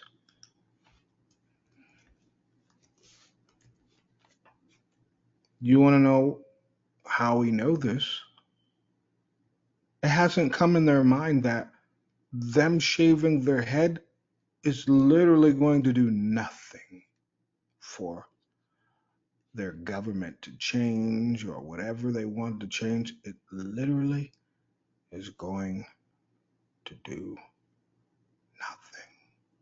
That's when you know the spirits, they now have that host.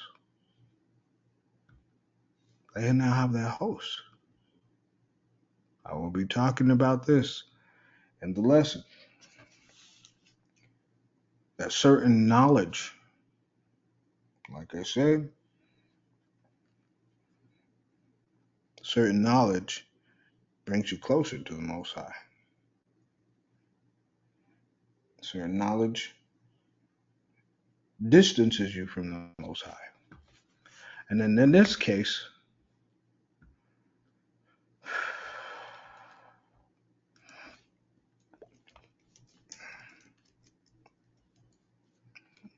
social media.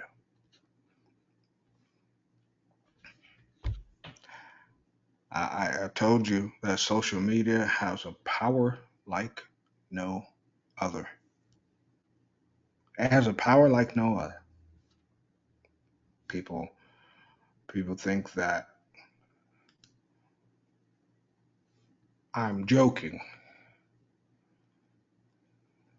It has a power like no other.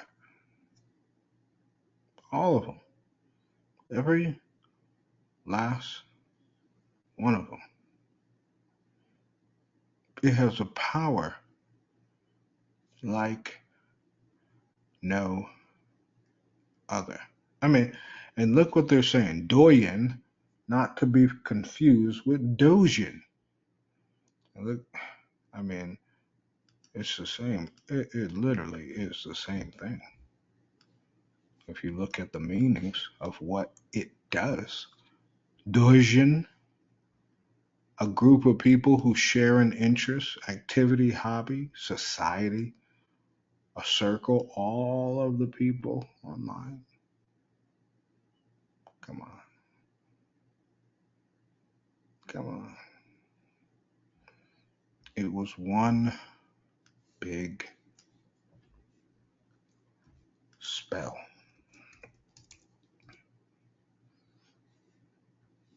It was one big spell. Just one big spell to get them to do things. Now, I want you to think. I clearly showed you in the Bible what it was for.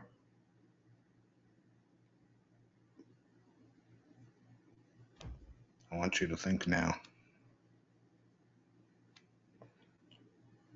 The Most High, He doesn't give us anything we can't handle.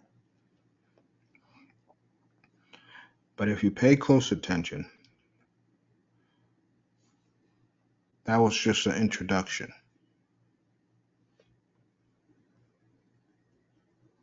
Think about it.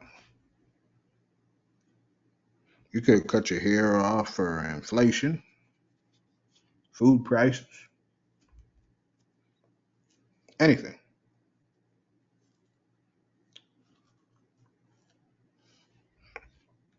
Not that they're supposed to, but they could have.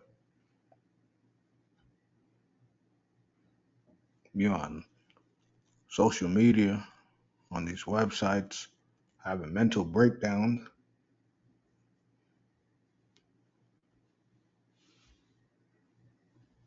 What you doing? It's demons, and they've gotten hold of people.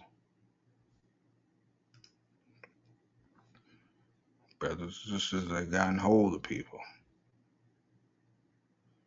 Now, my thing is this. How many of you out there are going to bypass a possessed person and just play it off like, oh, that's my family member or that's my best friend?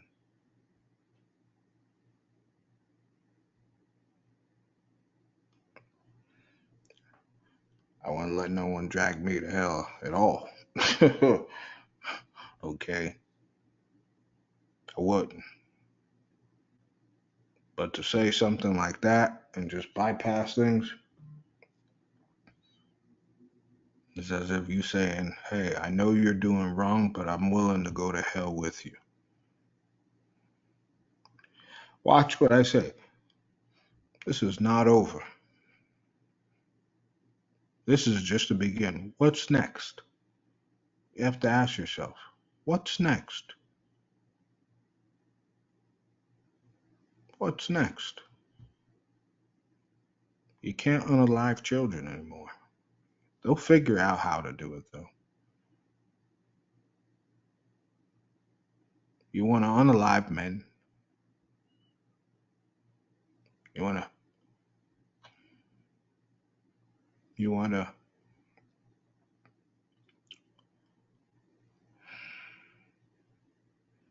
you want to shave off your heads. And now, what just recently came out, I couldn't make this up. I had to show you because I wouldn't dare speak like this. but I had to show you.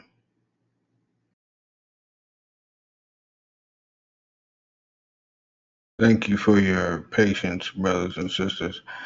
And this will be what I leave it on. First, it's the hair. Then it's the aqua stuff, the poison, and now it's Whoopi Goldberg joins the anti-Trump sex strike. My blank is now closed. You can't do this without us. And if we don't let you, you don't get it. This. I dare, yeah, you didn't get here by yourself, man. You can't do this without us. And if we don't let you, you don't get it. It's that simple. It's that simple. Now, I'm all for celibacy and being proper, being what the Most High said, pure, clean, waiting, or even just being alone and serving the Most High. But when it's done with under the guise of protesting, now it becomes a ritual when others begin to do it. First, you had the hair, and now you have something called the sex strike, known as a lysistratic non action.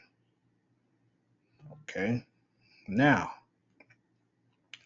this says this has been happening for centuries where females have led this withhold from their husbands as a part of a strategy to end a Philo- Peloponnesian War. Hmm. Hmm. And this has been happening for centuries. Ain't nothing new under the sun. Now, they mention this individual, Lysistria, which is an ancient Greek individual that sought to end a war by denying all men the land, any sex, which was the only thing they truly and deeply desired. It says, Listeria, or however you pronounce that name, persuade the women of warring cities to withhold sexual privileges from their husbands and lovers as a mean of forcing men to negotiate peace. A strategy, however, that inflames battle between sexes. So it says what? It will cause a war between men and women. Hmm. Something's a little off here. Anyone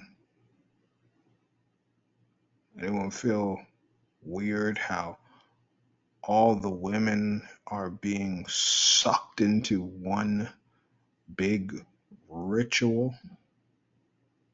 And I did say this, didn't I?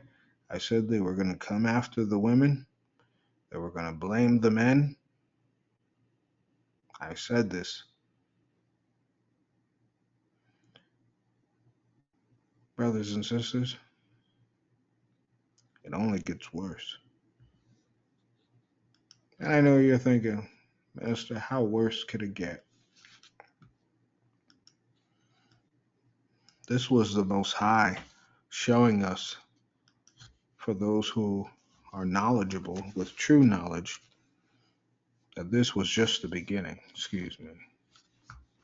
This was just the beginning. This was like a, hey, I just want to see if you're ready, if you guys caught on to this, because if you didn't catch on to everything that's happening is one big ritual. The world is in a ritualistic state. People are being hypnotized. This is how it begins so they can accept Satan, because Satan is going to be the one to offer peace. I mean, his counterparts are already doing such. But things got to get a lot worse.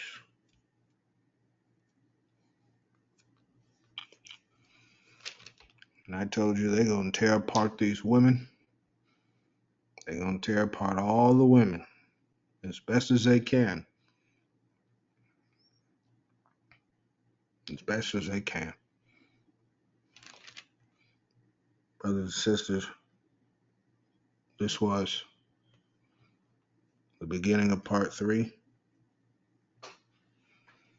Next, knowledge and how it gets you closer to the Most High, or how it can distance you. It's time, brothers and sisters. It's time where you take the spiritual warfare very seriously, because these demons are looking for a host. And remember, they know their time is short. They're just looking so they can have a partner on their eternal vacation in hell. This is spiritual warfare, and nothing is what it seems, because we are not fighting against flesh and blood, but against evils and darkness that you cannot imagine. Shalom.